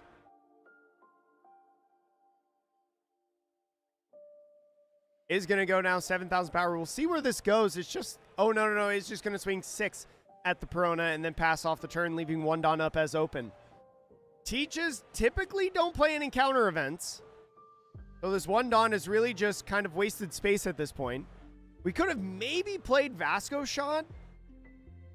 Well, we didn't grab Vasco Shot. We grabbed 8-cost Teach. And Miguel's still sitting at 5 life, just hanging out. Does have a 9-cost Shanks. 9-cost Shanks can't KO anything, but we can go ahead on the draw 1, trash 1. The 7K swing is just going to redirect. Or I'm sorry, 2K, 1K, no redirect option. Is now going to go ahead, take the life, draw 2. You can just slam everything between the two, right? And just win? There's no way he has enough counter. Because you could split like 11-11, but is because the Shanks did rest the Burgess, is going to go ahead with the Law and Beppo, just go the safe route and kill him slowly. The leader now, a 7,000 power leader, is going to go ahead, swing 7,000 power, now swing 8, get a card out of hand for the redirect on Teach and pass off the turn with 1 Dawn left open from the Coffin Boat. And so now's a turn as any to play 10-cost Teach. Our Burgess does have the ability to swing, though. Burgess does restand because Teach was the one that was frozen. So Burgess is going to be a 1, 2, 3, 4, 5, 6, 7,000 power character. So a 12,000 power character. I think he can get to 8 if he uses full lead. So yeah, I think if I saw the number correctly, I think Burgess is plus 8.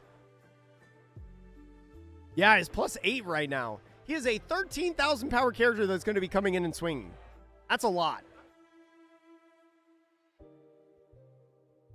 Now is going with the 10-cost Teach, is going to negate the Law and Beppo and the leader. But now swing 13,000 power at the, or 12,000 power, I'm sorry, at the Shanks. 12,000 power because of the plus 8 on the Burgess, but then the Shanks going in with the billion-fold. Sloth just instantly going to concede. Instantly going to concede. Saw the writing on the wall, especially with that Shanks. You have too many swings available to you, and it looks like Mihawk is going to be the winner of our tournament. Started out strong, ended even stronger in this tournament. I think Table 2 is still going on right now. So I'm real quick going to move over to Table 2 so then we can watch a little more One Piece before we end.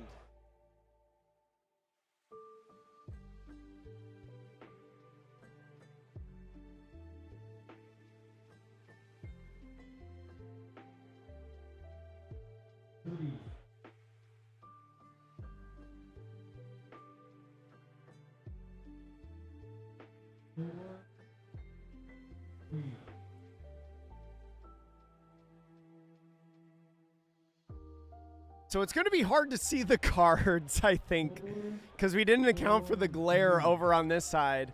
But it looks like it's the Strabo that we watched last round facing off against Purple Yellow Rosinante. So Purple Yellow Rosinante at day 2 having a pretty good run if he can end this tournament at X1.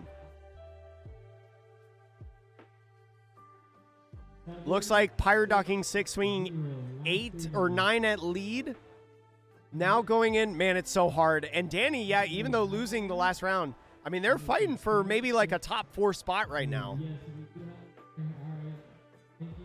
The knockout is going to take place. I'm going to try to zoom in here a little bit. Enhance, computer. Also, can we tilt this a little bit? Yeah. Yeah. Oh, no, and they concede. Probably because he won the game right there with that big Pirate Docking 6 swing. Oh, man, chat. What a good tournament today. We just, so table 1 finished, but they finished with like 15 minutes left before the end of the round. So we moved over to table 2, and Strabo just won.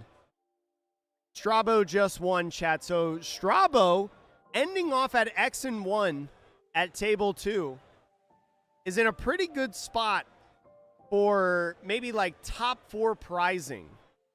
I will, chat, in the Discord server, I will try to get deck lists from a lot of these players and post them in the Discord for you guys.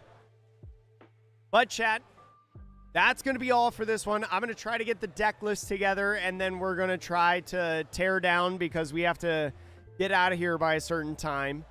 And maybe I'll walk around the card show a little bit, but that's going to be all, chat.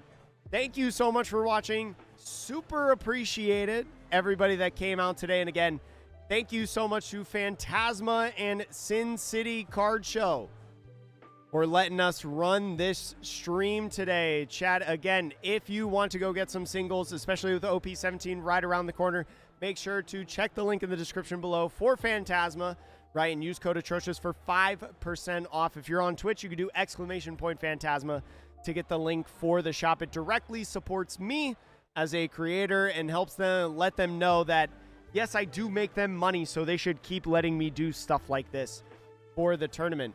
Also, thank you so much to Sin City Card Show. If you're ever in the Las Vegas area, right, Sin City Card Show, great card show. If you're ever here for a weekend where the card shows are going on, you can buy some cards, you can sell some cards, all that jazz, and a bag of chips. That's going to be all for the stream, chat.